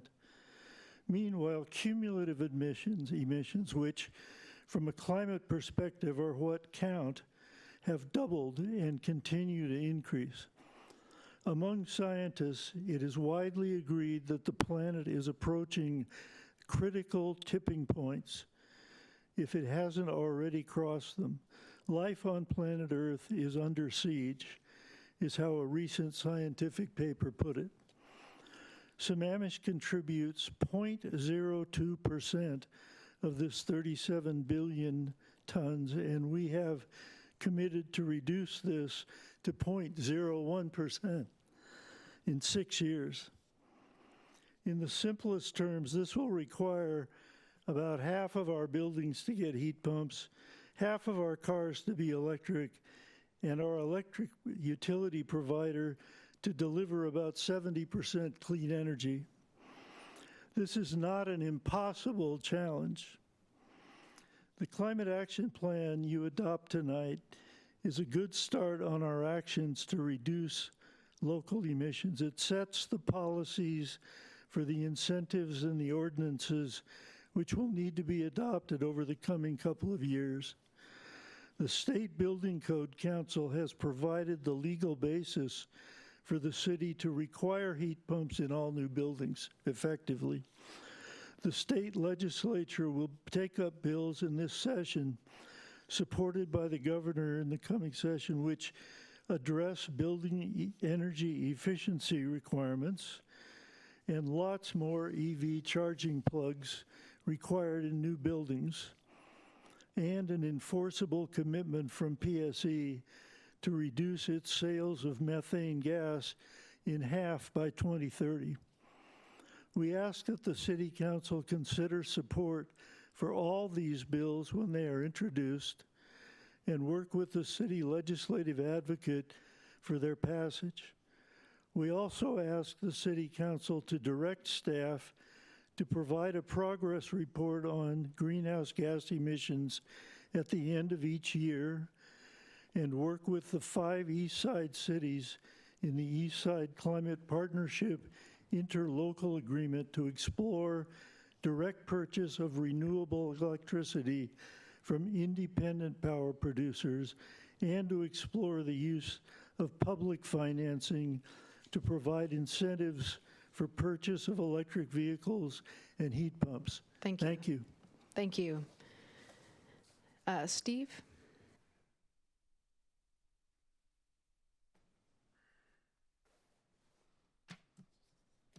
Roshi, Councilmember O'Farrell, that was a scary statistic you quoted there. I did a little math.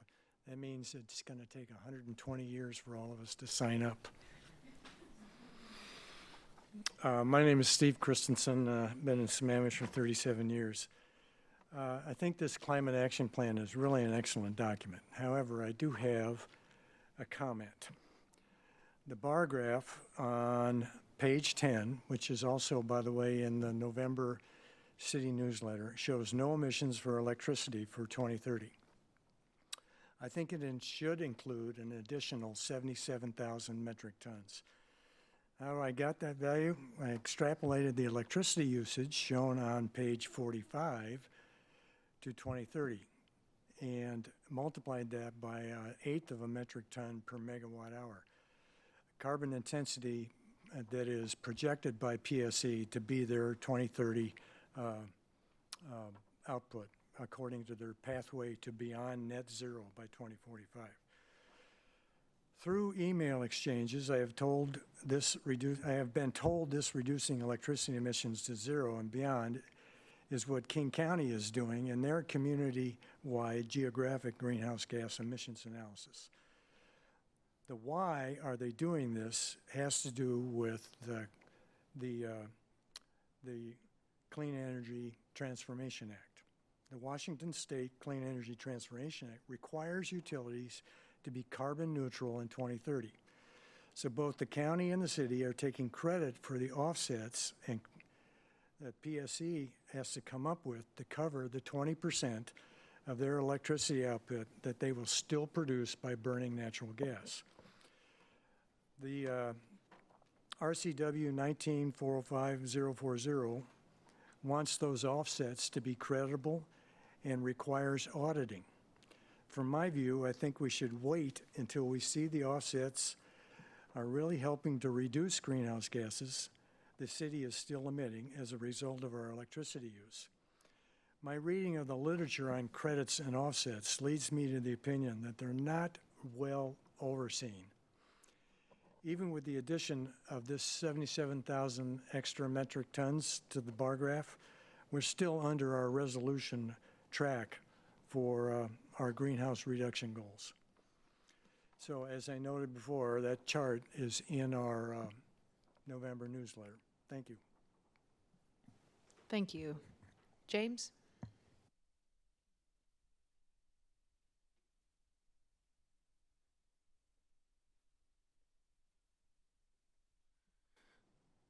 James Eastman, East Lake Sammamish Parkway. So I've traveled for years for work, and I was joking the other day with a PSE outage worker that the first thing that our wives do with us when we get home is hand us the kids and say they're yours no matter how many hours you've been up working an outage or whatever. Which is, me and my wife joke about it, but the funny thing is now my son, he just decided to skip a year of high school, so he's gonna graduate a year earlier than what we thought, and my wife is pretty much in tears almost constantly knowing my son's graduating. And then we got boom, boom, boom, 3 more right behind him. And it's like, oh my gosh, like, I'm gonna be empty nester in a matter of a few years. So then I started to think about, wow, once I'm an empty nester, I don't even go upstairs at my house. I hate going up there. My kids' clothes are all over. It's gross. They beat everything up. I think it smells. It's like, I don't even need that portion of my house. And then it's like, well, then what do I do? Will I move? Like, I don't need a big house anymore. And then I think about, well, what keeps me there? What will keep me there? And it's the sense of belonging that I have. And if you look at the power of the emotion of belonging, especially coming out of COVID, it is an emotion that you just cannot replicate or replace. They've had loneliness studies come out since COVID where people's life expectancy is knocked off by like 5-6 years by being lonely, dementia, all sorts of health things come into play. So my point is I drive through these neighborhoods, I drive through Timberline, I drive through Hidden Ridge, and I see people out there walking. Half of them are talking to their neighbors. Just a wonderful sense of community here in Sammamish and a sense of belonging. But what I can't get out of my head the last day or two is our community and Sammamish in general is full of massive houses. And it doesn't matter what heat source we go to, which is, something we can do, but we're still heating, half of our home, which we don't really need. And what's keeping us there is a sense of belonging. So how do we get people to downsize? Well, you got to figure out what makes them belong. For us, it's walking, and then in the community, we want somewhere we can walk. My wife probably wants somewhere where she can have the kids home to dine once a year. I mean, our dining table's set empty for a year. We've probably used it 10 times, but being in the house. But that emotional connection, which you cannot replace, is necessary. So all our wants, our needs are different. So you're not going to be able to control this out-of-state shell game for all our energy types, but you can control what we want and what we need in our community as far as housing goes, to give people a reason to move somewhere smaller and still belong. Thank you. Thank you. Matt?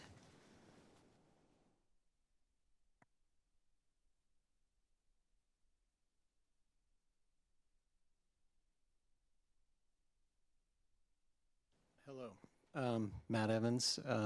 We are 13-year residents of Sammamish, and I'm not nearly as well prepared as some of these other folks who already talked, but I just want to voice my support for the Climate Action Plan. And one suggestion that I think I would put on there. I need to read it more in detail to really have all the full understanding of what's in there. But one thing I think I understand is missing, according to my son, who's over there, is encouraging us to reduce or eliminate single-use plastics. And so I believe we have a ban already for plastic bags in Sammamish, but we could work more on, for example, takeout containers. There's a lot of plastic, single-use plastic takeout containers seems like, the standard for most of those sorts of restaurants. So we should encourage them to move toward something else, paper or anything else, frankly. So that's my main suggestion, and thank you for listening. Thank you. And to your son. All right, so we move online with a reminder My that apologies, Mayor. I think we had one more commenter in the room who didn't sign up. Okay, thank you. Oh, sorry. I did not see you. Oh, yeah, sorry about that. My name's Kathy Lair. I've lived in Sammamish for 10 years. And Sorry, could you repeat that in the microphone just for the record? Thank you. My name is Kathy Lair. Lived in Sammamish for 10 years. And when I saw recently you were taking comments tonight, I didn't realize the climate action plan was already in motion. And I was going to argue against it, that I feel that the role of city council is our important local issues. But I can hear your arguments, and I'm going to follow carefully what's going on. I guess I would say that, there's much disagreement on climate change. I'll just read this little part here. There's no national plan. All Americans will decide this over time. Right now, Americans reject electric cars and the Green New Deal impositions, some of which I'm hearing tonight. We're going to impose things on people. I just reviewed the outcomes of the current climate conference, and they say the transition will take a while. I'm sure we all agree on that. That we must remain energy independent. And this was interesting. Technology and innovation, not policies, will develop the solutions that we need.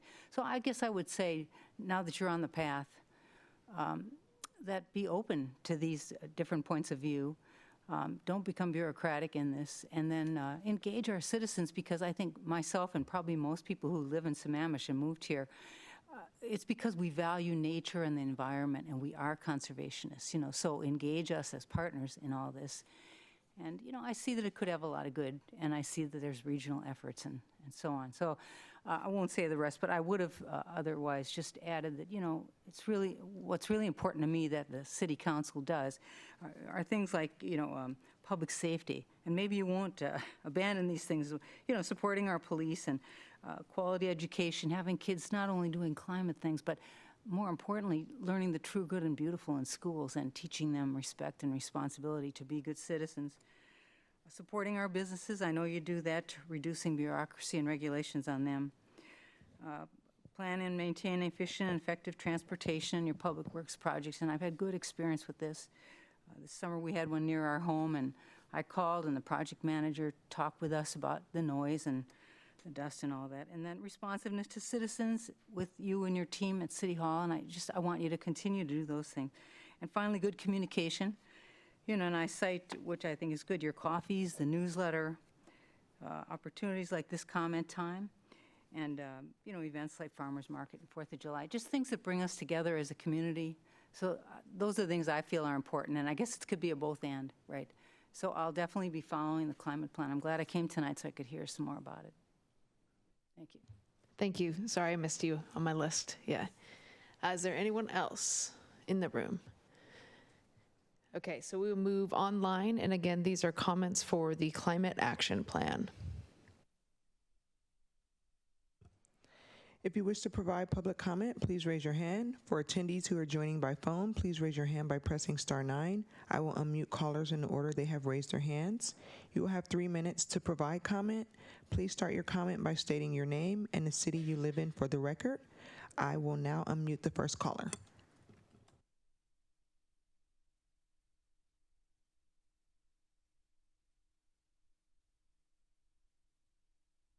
Paul, go ahead.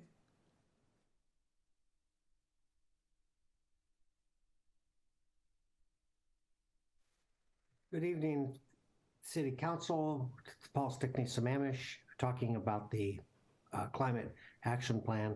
Earlier, I showed a piece of art, and I'm not an artist, and I'm not going to sing here either, but I am going to mention a song. I suggest that you re-listen to a great song from the 60s, Simon and Garfunkel, The Sound of Silence. What's the topic in Sammamish that creates the most silence and angst too? Is housing supplies.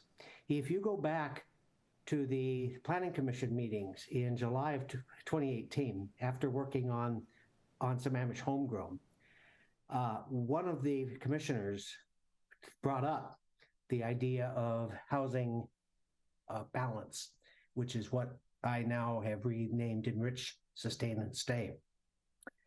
And that person talked about it gets whispered. It's kind of hush hush. It's not what too many people want to talk about in Sammamish.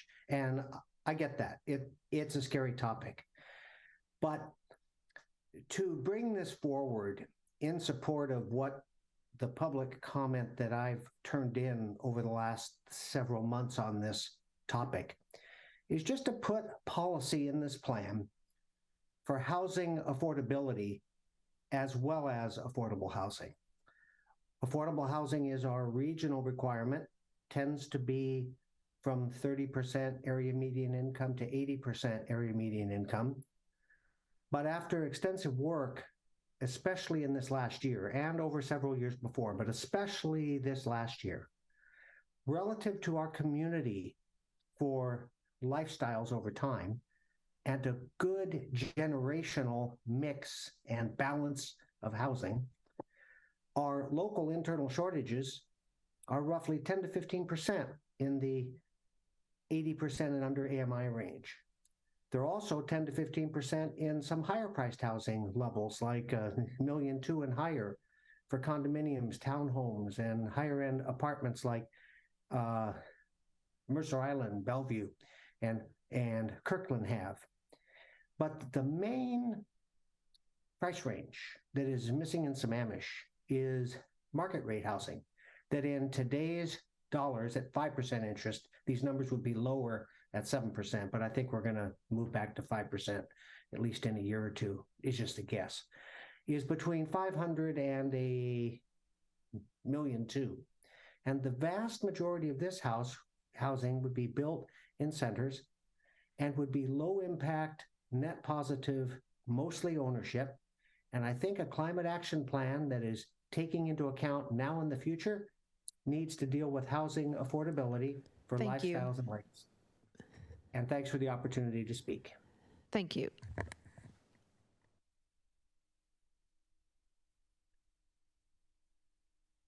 I'm trying to figure out how, oh, I see. Sorry about that. Mary, go ahead.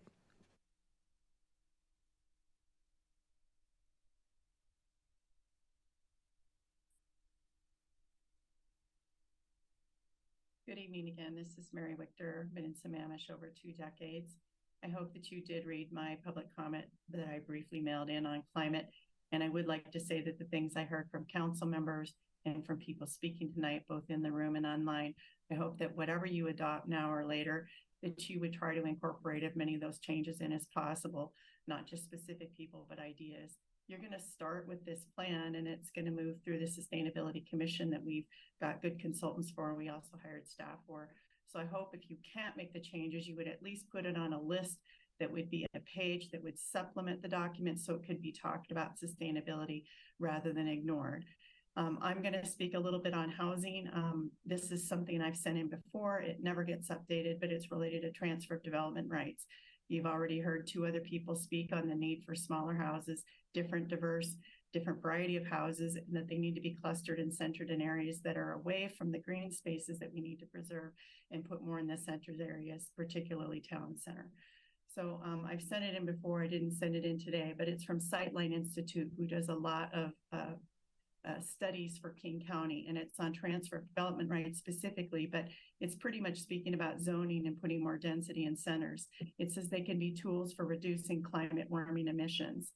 And this 1-page article out of the 13 pages with the research done. It says for years, local governments have used transfer of development rights or other zoning things to help channel urban growth away from farmland, forests, and open space.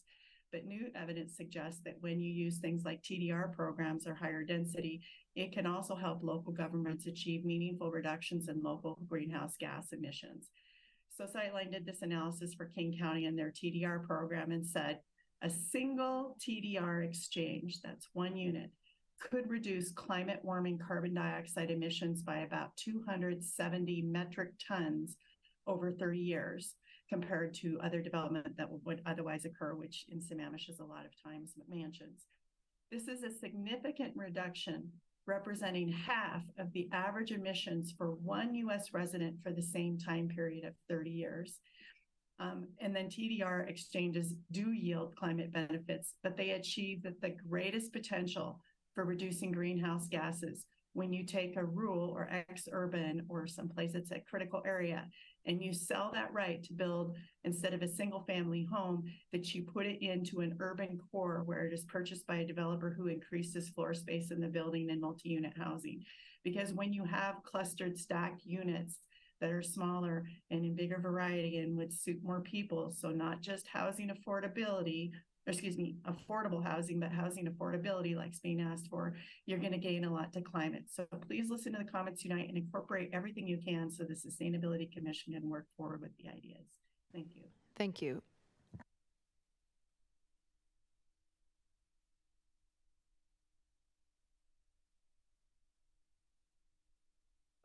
Don, go ahead.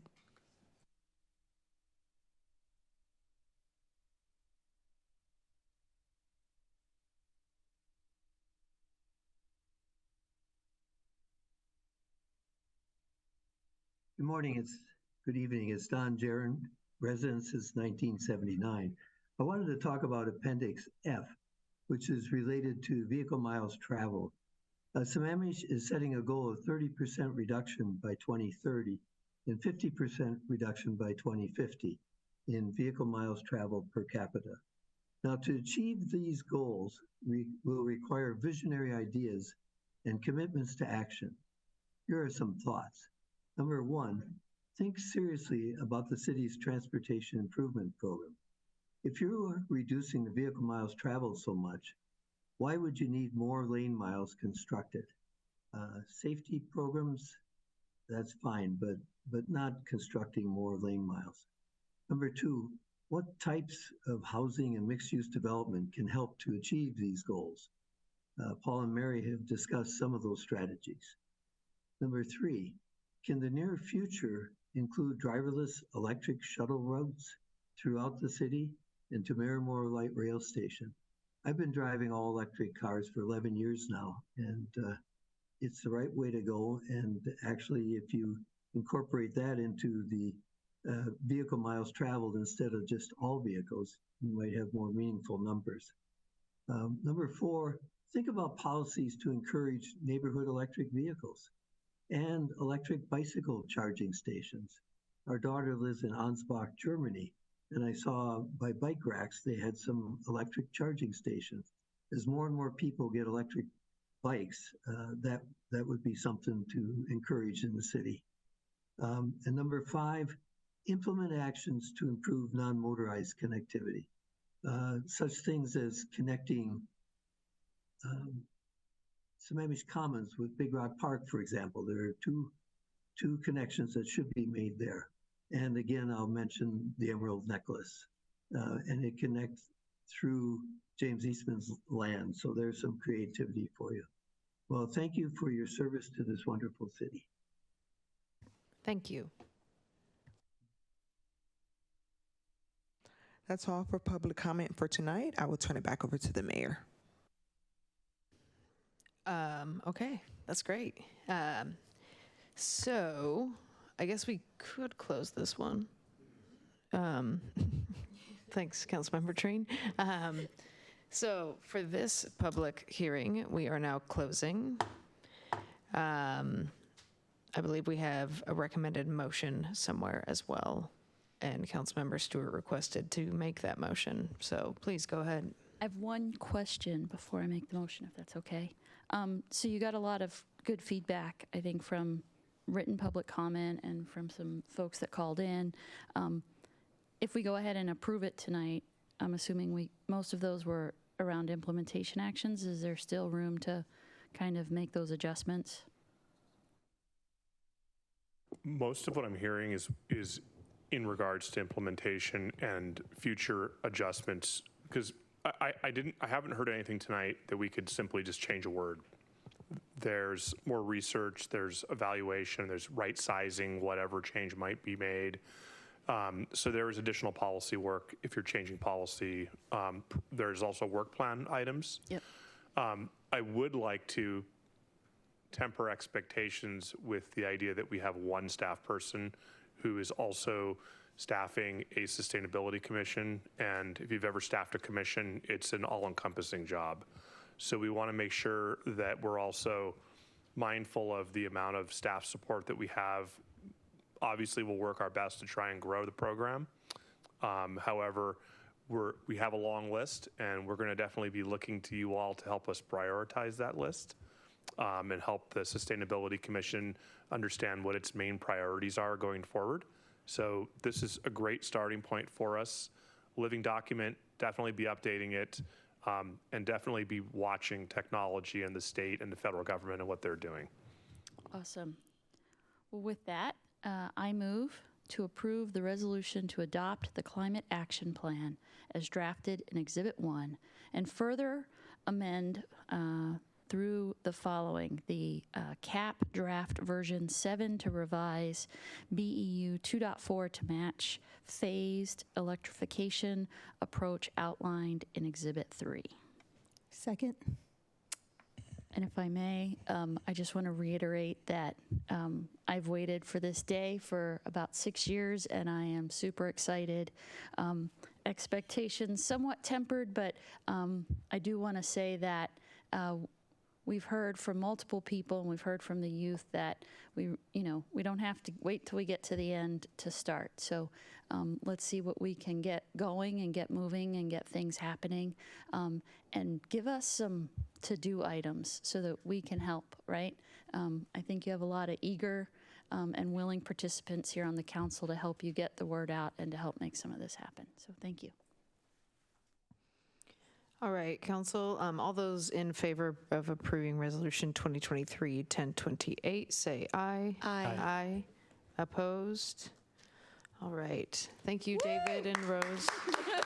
And I want to thank everyone else who's joined us. And yeah, who's on there? Miriam and Alexis and Aaron. Alexis and Aaron, Yeah. and Jackie and everyone who's participated in getting this to where it is. I feel like I need one of those things that you pop and all the Yeah. streamers Yes. come out of. You should. So thank you. Yeah. Yeah, thank you so much. And thank you for our CAG work as well. All righty. We are going to transition to unfinished business, which is a discussion on the transit plan. Looks like we have 22 minutes left in this meeting. So I don't know how long the presentation is, but we can extend after that, or if you want us to now. I think if we could we, I guess, play it by ear? We'll try to condense the presentation, but I would anticipate we may need to extend. Yeah, I'll just make the motion now to extend to 10:30. Second. All those in favor say aye. Aye. Aye. Opposed? All right, so the meeting has now, hopefully will end by 10:30. Go ahead, Audrey. Thank you, Mayor. For the record, Audrey Starcy, Public Works Director. And while the team's joining me online, I'd like to introduce, this is the first transit plan for the city, so we've been very excited to provide council with a status of this plan. I'm joined online tonight by Lindsay Channing, the city's transportation planner within the Public Works Department, as well as Sarah Keenan, a PE with DKS Associates that is managing this project on behalf of DKS, as well as Timothy McClarney, PhD at True North Research. Before we get going, I would also like to thank the Technical Advisory Committee as well as the Community Advisory Committee for all of their time and input to date on the plan. We very much appreciate your effort. Lindsay, whenever you are ready, go ahead. Great, thank you, Audrey. Thank you, City Council. This evening, we are here and excited to give you an update on what we have accomplished thus far working on our transit plan. As Audrey mentioned, we do have Sarah Keenan with DKS Associates here who will be giving the majority of this presentation this evening. And then we also have Timothy McLarney with True North Research who is available for questions, if any arise at the end of the presentation. With that, let me get started. Audrey did do a short thank you to our TAC members and our CAC members, but I wanted to make sure that we were able to acknowledge them on screen. So thank you everyone for your participation and your continued support. Tonight we're going to give you a brief review of what the purpose of the transit plan is, what our accomplishments have been so far. We're going to have a short discussion of the survey results, our future conditions, a high-level conversation around transit projects, and then our next steps and schedule moving forward as we get closer to having the draft plan complete and ready for going through the public hearing process. So as for accomplishments, we have completed our existing conditions report. We have done numerous public outreach events from starting in the spring through the summer into the fall, where we had various tabling opportunities at city events such as the Earth Day event, our farmers markets. I think we were there 3 times over the summer. Also at the block party. We had an open house in June, etc. Received great feedback and participation through that. We also completed the statistically valid survey. We've completed our future conditions gap analysis report. Also, we've completed the transit level of service guidelines, which is a document that will be used internally to help us determine the level of service as we move forward with this plan. We've also completed our equity analysis. The documents that I've listed this evening are available on the project website. With that, I'd like to turn it over to Sarah to give us the presentation this evening. Thank you. Great, thank you, Lindsay, and thank you all so much for having me. I'm going to start with just talking about our main goals for the project. So our main goal for the project is to develop a project list with input from residents.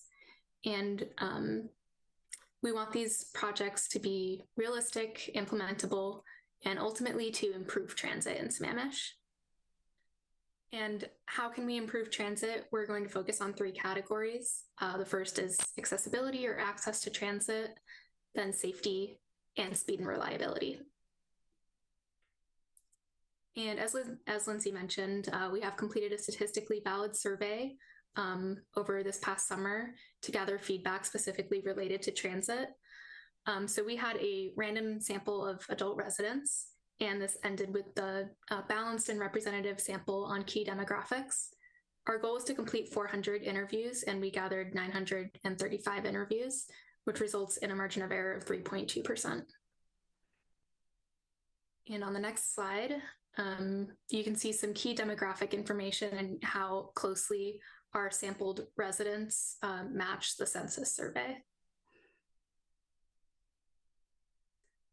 So I'd like to start going through some of the results of our statistically valid survey and kind of show how this survey results impacted our project list. So this slide, we see that out of everyone we surveyed, 49% say that they would likely ride the bus under the right circumstances, and 48% say they would really only do it if they had no other option. So realistically, 48% are very unlikely to ride transit. But we're seeing nearly half of Sammamish transit or Sammamish residents that we can focus on and really encourage to ride transit. So we know there's changes coming regionally to the transit system. So we wanted to look and see, out of Sammamish residents, who's likely to ride the light rail from the Redmond station that's expected to open in 2025. And we saw that 45% are likely to ride light rail from the new Redmond station at least once per month. And then on the next slide, we can see on top of that, 35% of residents are likely to take the bus from Sammamish to transfer to the light rail in Redmond. So this is great, and it shows that Sammamish residents really want to ride transit, and we can really help make that an appealing option. And another part of the survey, we really focused on people who haven't ridden the bus in the past month, and we wanted to determine why. So this was an open-ended question, and we were kind of given these feedbacks, or we grouped the answers into these categories.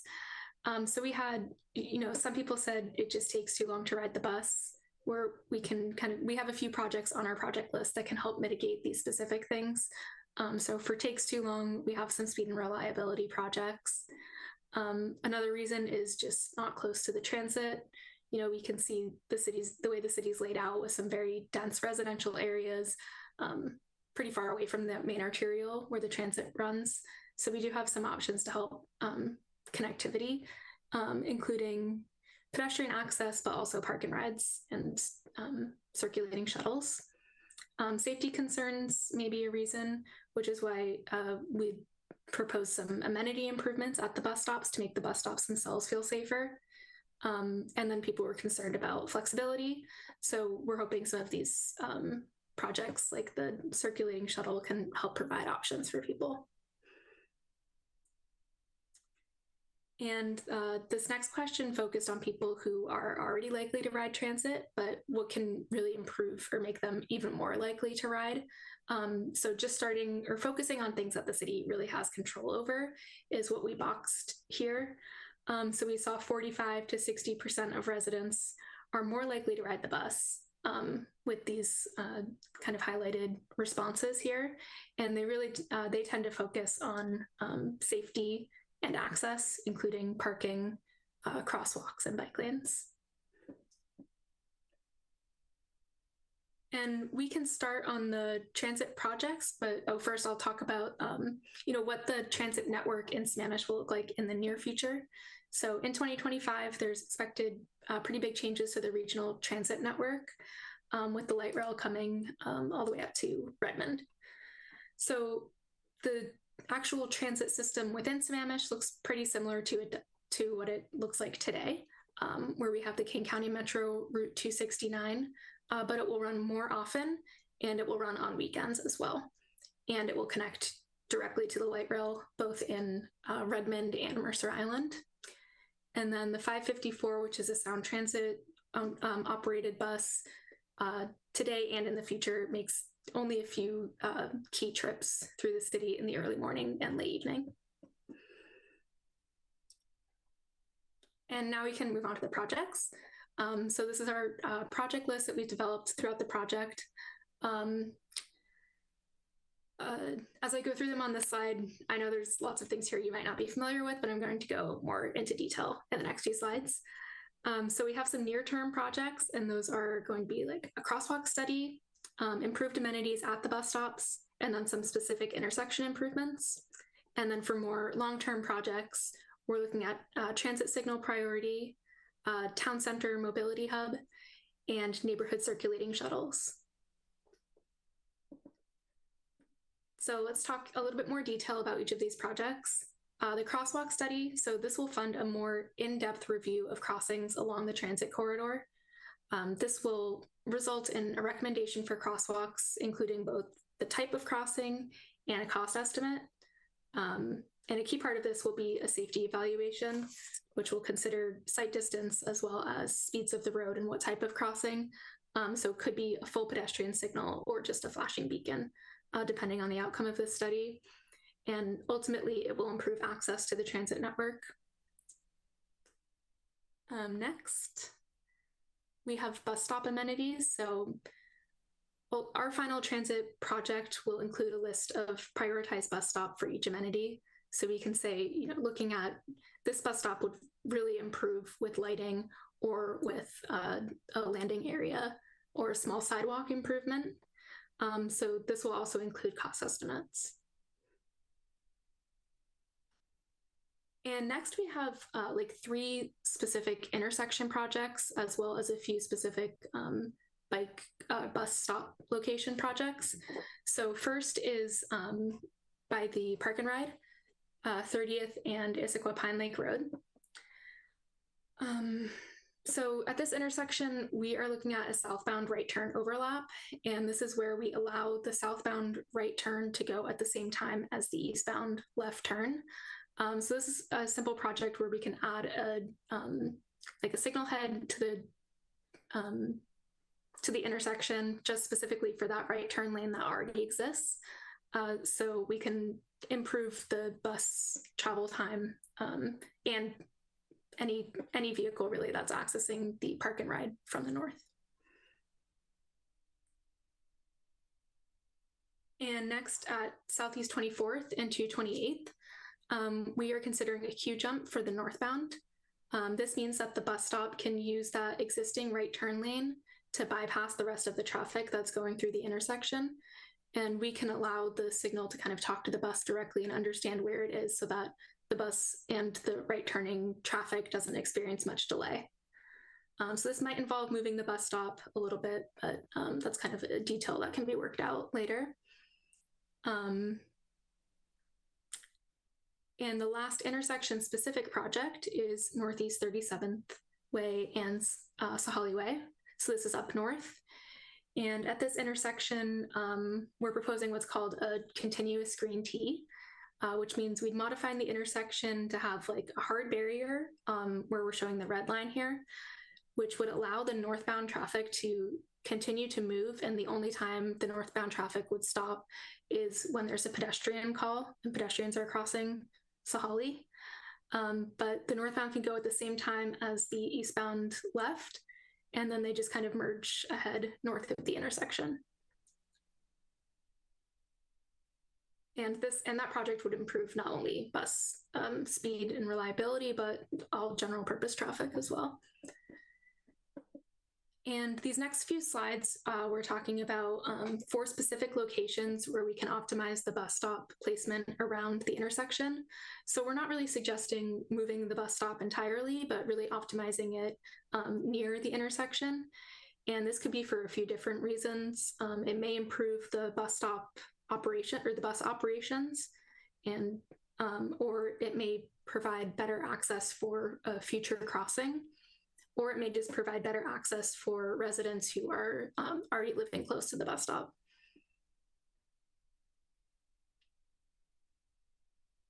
And here, this is another example of a bus stop that could benefit from potentially moving. And here's another one as well.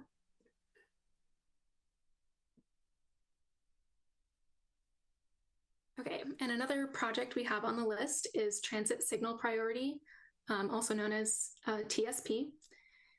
And TSP allows the bus to talk directly to the traffic signal. And there's a device that's already on Metro buses that sends data to the signals, and the signal can provide the bus priority through the intersection. So for Sammamish to update this, there's a few things that would happen, adding fiber along the network, as well as just adding a device in to the signals.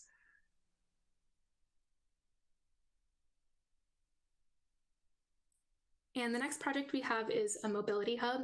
So this is a concept where really we have an area of the city or potentially multiple smaller areas that provide a connection to a variety of transportation options. So it could include any of the things listed here, but it absolutely will include or will have accessible location and a connection to transit. So it could be parking stalls specifically and contain electric vehicle parking, or it might just have bike parking and bike or scooter parking, safe kind of scooter parking and bike parking, potentially chargers for e-bikes and e-scooters as well. And it really just provides a clear connection to transit.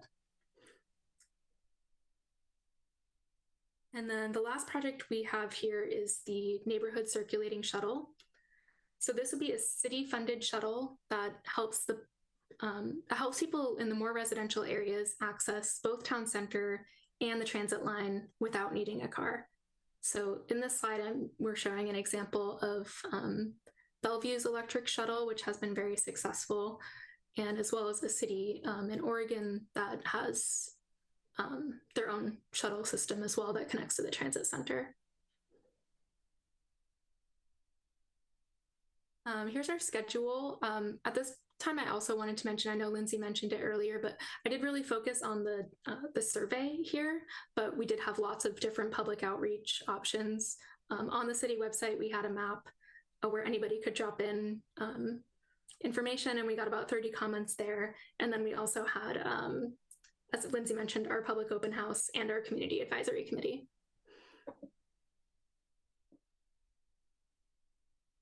So here you'll see, council, that we're looking at having the report draft finalized in early winter. So end of December, early January.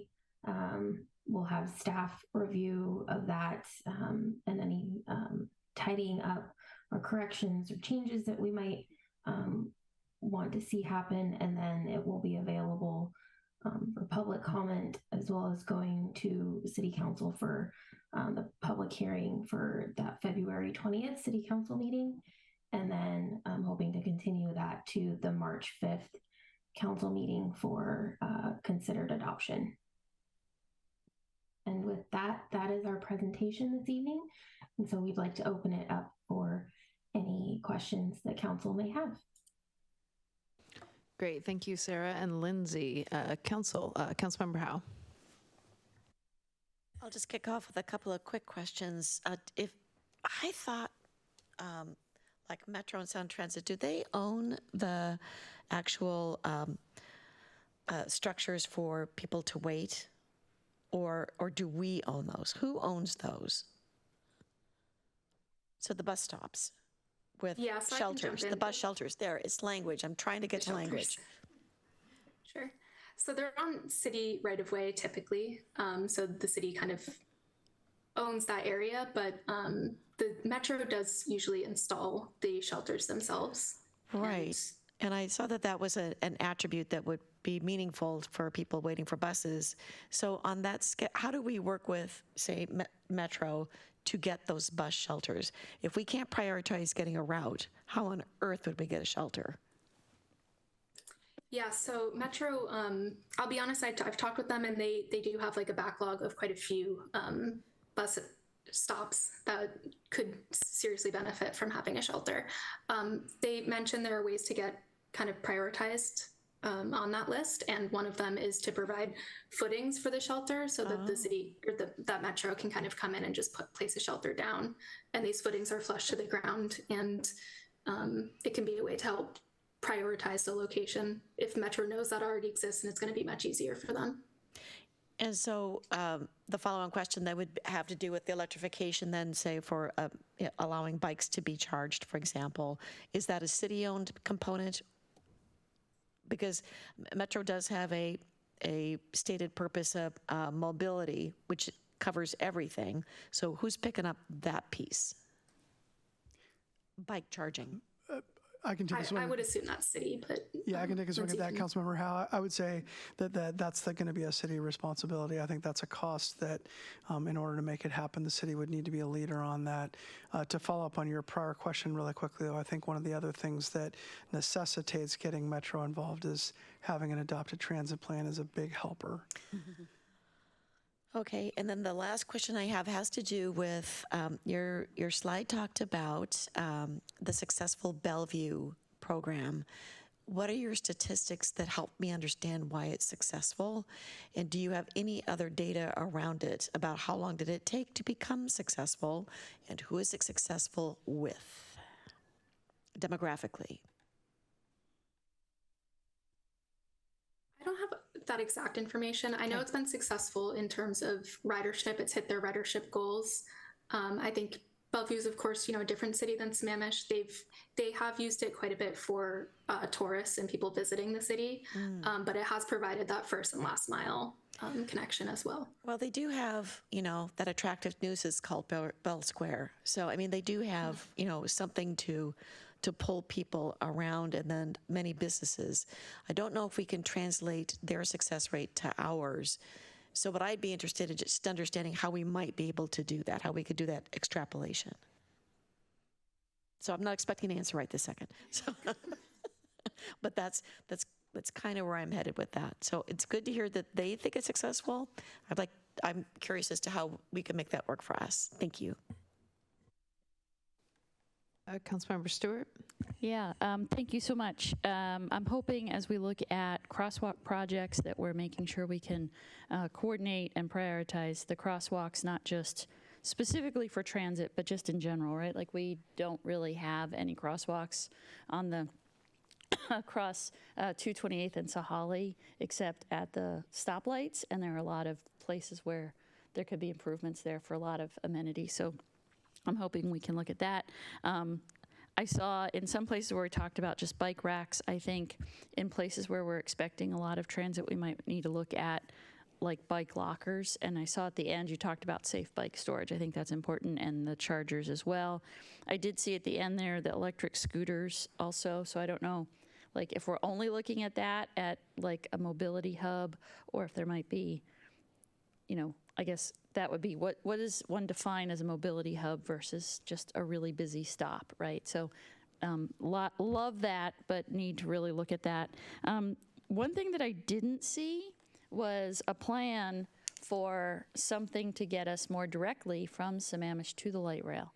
I think one thing that would motivate people to take transit, because we heard, right, and it's true, if you have to do transfers, that can slow you down.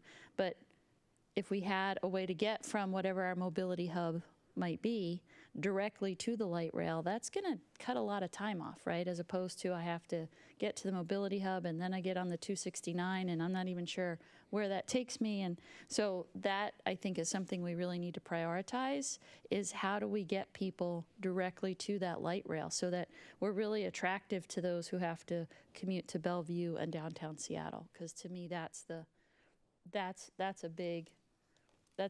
big group of people that will benefit in multiple ways by taking transit. It'll reduce, they don't have to be in the traffic, they don't have to pay for parking. So I think that's a really important group. And I don't know if you had any thoughts on that or why that wasn't included.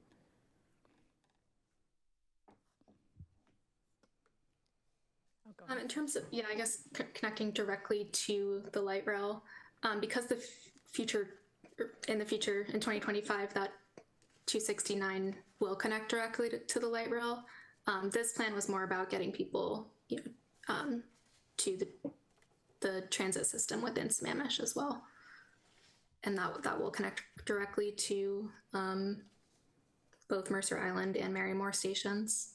But it is something to consider in terms as we're developing the shuttle as a project here. Yeah. Maybe connecting that directly to the light rail as well. I think that's something to really think about. And I thought that the route improvements were going to take it down to 15 minutes, not 30. Yeah, it's 15 minutes during some time periods and 30 during at least 30 minutes during the full day. Okay, excellent. I love it. I'm super excited. I do think we can certainly look at the parameters, but I do think the bellhop program is a great program to model after because it does help with that last mile. It's free, it's electric. I think it breaks down a lot of barriers. So I would be excited to see more data from Bellevue and other places that have things like that. I love the idea of the intracity connectors. I think that's really important. The other thing that I don't see specifically called out here is coordination with some of the other big providers like Microsoft and Amazon.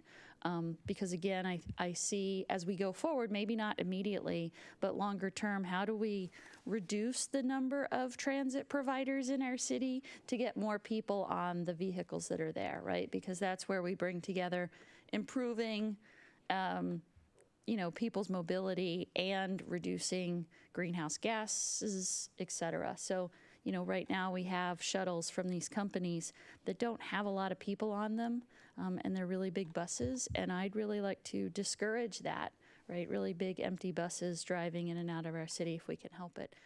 And they spend a lot of resources on that. So is there an opportunity there that they could contribute to something that we're doing that would serve their employees as well?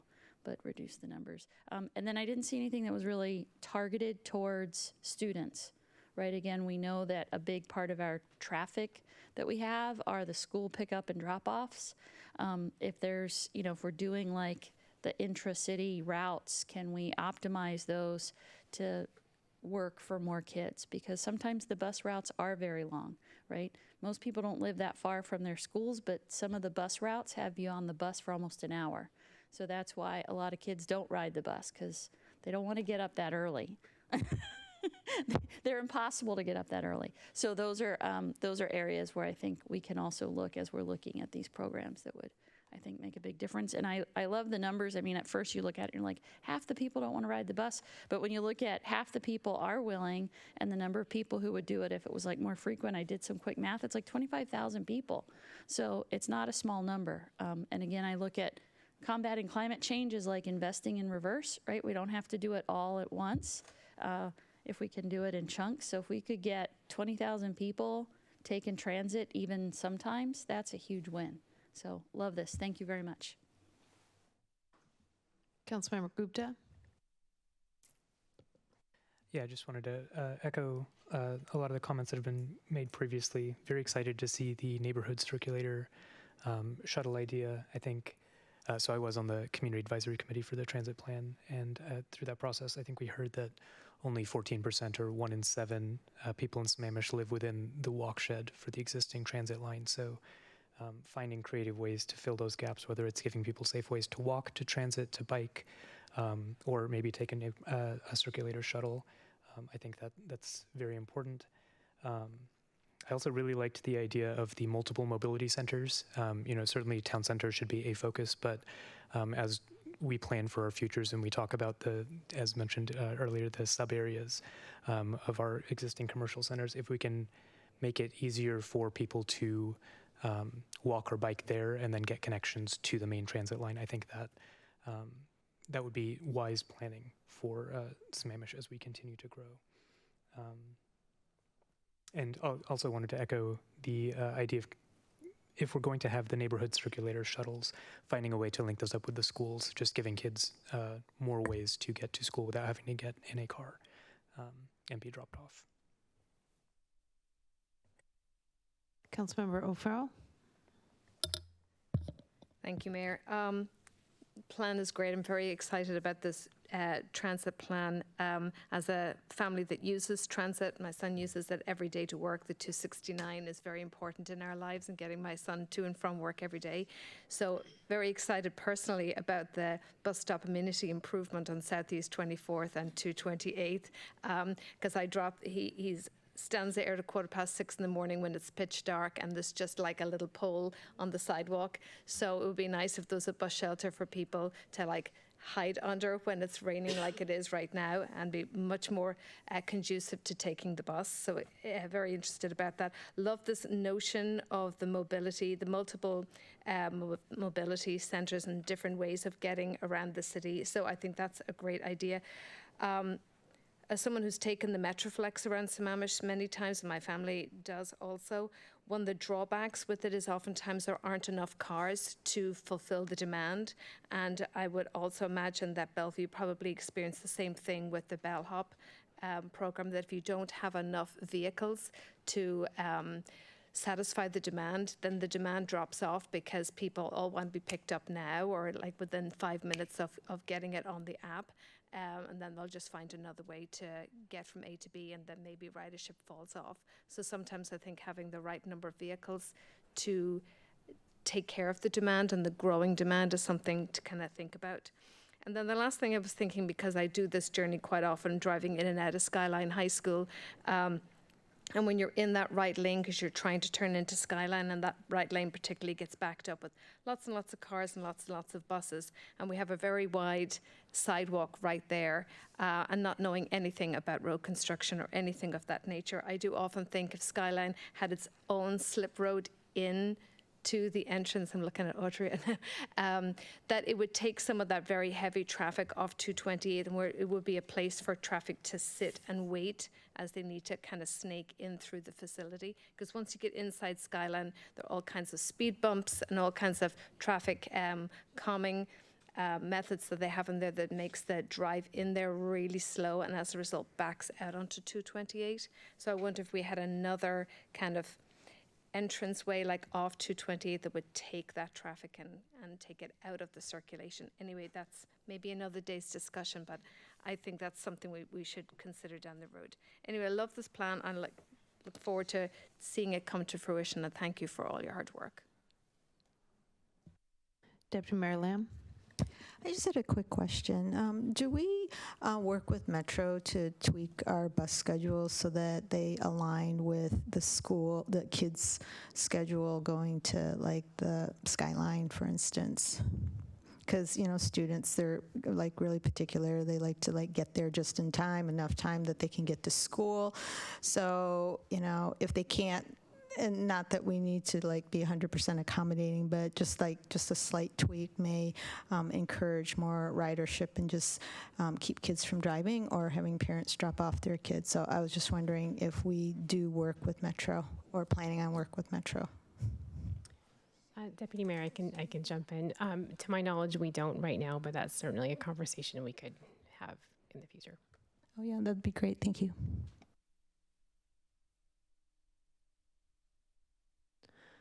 All right, I'm not seeing any other hands. I was just looking at the website that you guys have linked to this, the Sammamish Transit Plan page. And so the actual plan will be here in February. Is that right? That's correct. Okay, awesome. Because I was just looking at both the conditions report and everything else, but just trying to conceptualize what this will look like from bullet points to an actual plan. Yeah, I think it's great. I think it's really exciting. Obviously, we have a lot of work to do, and especially bus service being two entities and not one makes it even more difficult in this region. So I know that intimately, but I'm super excited about this. So thank you. Yeah. And did you want to follow up with next steps? Yeah, so we will be back in February with the final transit plan for your review, and would love to have public comment and feedback on the plan. We'll have a public hearing, and then we are hoping for adoption in early March. So thank you, Council, for your comments and feedback tonight. That's great. And thank you, Lindsay and Sarah. Oh, go ahead. Sorry, I had one more question. I forgot about the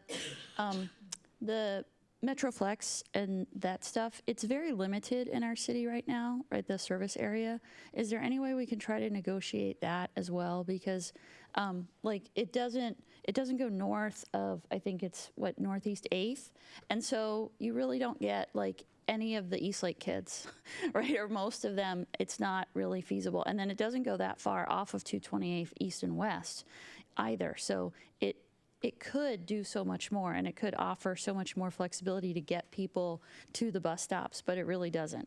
And so that's something that I would love for us to figure out. And that seems like one of those is that something you need city council to go talk to other elected officials to try to fix? Again, I'll encourage you to give us tasks if you need help with things, because we need to fix some of these things where it's what a great idea, we only half did it. And then also, those buses should be electric, right? If they're in short areas, again, as we overlap this with our climate action plan, we don't want a big old, gas bus driving around if we don't have to. Let's figure out how we work on that as well. So thanks. I can jump in there really quick. In regards to electrification of the buses, Metro is working on electrifying all of their buses. I heard a presentation a few months ago, and I don't remember their timeline, but it's I want to say it's by 2030. They're anticipating having a fully electric fleet, and I'm getting a head nod from Sarah. So I think that's approximately the right date. So they are working very diligently on that and increasing. I know that they've expanded their south base in Tukwila and working on having the opportunity to have that infrastructure to be able to charge those large buses to electrify their fleet. In regards to Metroflex, we have had at a staff level numerous conversations with King County Metro around that program. It was a pilot program. We were one of the first jurisdictions to get that pilot program. And the conversations we've had with staff is that the service area was identified and utilized based on the population and the density of that service area. It has been expanded to Issaquah, not the entire city of Issaquah. It's a portion of Issaquah as well. With that, I believe they've added one additional MetroFlex vehicle. So now you have, I think it's 3 vehicles servicing the Issaquah route and the Sammamish route, which is great for our residents that are within the current service area of the MetroFlex and Sammamish, because now they can actually get to one of the most requested places, which is Fred Meyer in the city of Issaquah. When we've talked about expanding it, it is something that, although we don't know exactly what their benchmark numbers are, we tried to have those conversations. It's just the response that we've gotten is that the service area is specific based on density and what Metro can provide.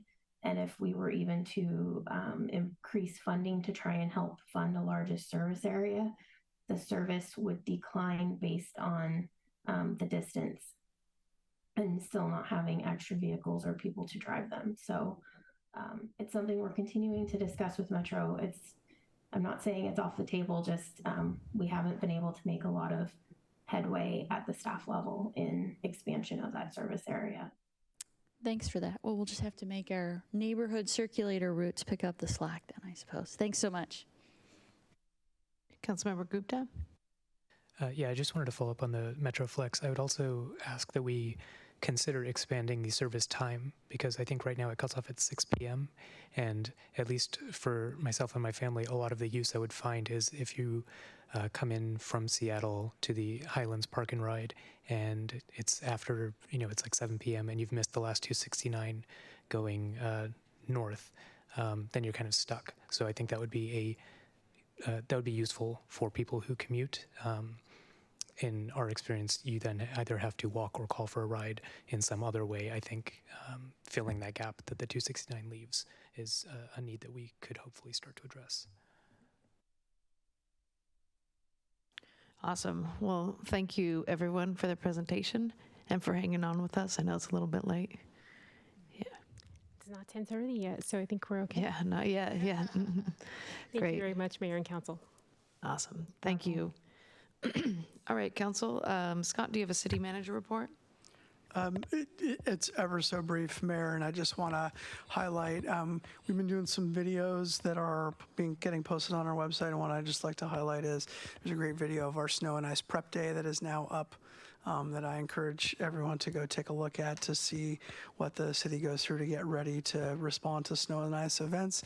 And we will be posting information from Audrey's presentation tonight about all things rain and stormwater that's going on right now. Those will go out in the morning, so just keep an eye out for both of those things. Thank you. I forgot to say that I think Councilmember Gupta and I need another snowplow day scheduled. Anytime. Yeah, we'll just come bombard them, because I know I had to miss it, and obviously he was not here yet. So, all right, anyone else for any reports? Yeah. I have a solid waste committee meeting on Friday, and there's 2 main topics. One is about unacceptable waste violations at landfills, and then another one is the legislative priorities for the Solid Waste Committee, one of which I am happy to see is the return of the RAP Act, which is extended producer responsibility. So that will be a discussion topic. Oh, and I wanted to mention one other thing. I wanted to wish the mayor a happy birthday, which is her birthday's on this weekend, I believe. Awesome. Thank you. Yeah. Though I'm no longer the young one. We have Sid now. Councilmember Stewart? Yeah, so tomorrow night I'm going to be our voting member for SCA. I think we vote on like the work plan, but there is a slight increase in the dues. I sent that out in email. I didn't hear anything back. So I'm assuming we're good to go. All right, cool. Thank you. All right, Council, would anyone like to make the motion to adjourn? I move that we adjourn. Second. All right, moved and seconded. All those in favor say aye. Aye. Aye. Opposed? All right, thanks, everybody.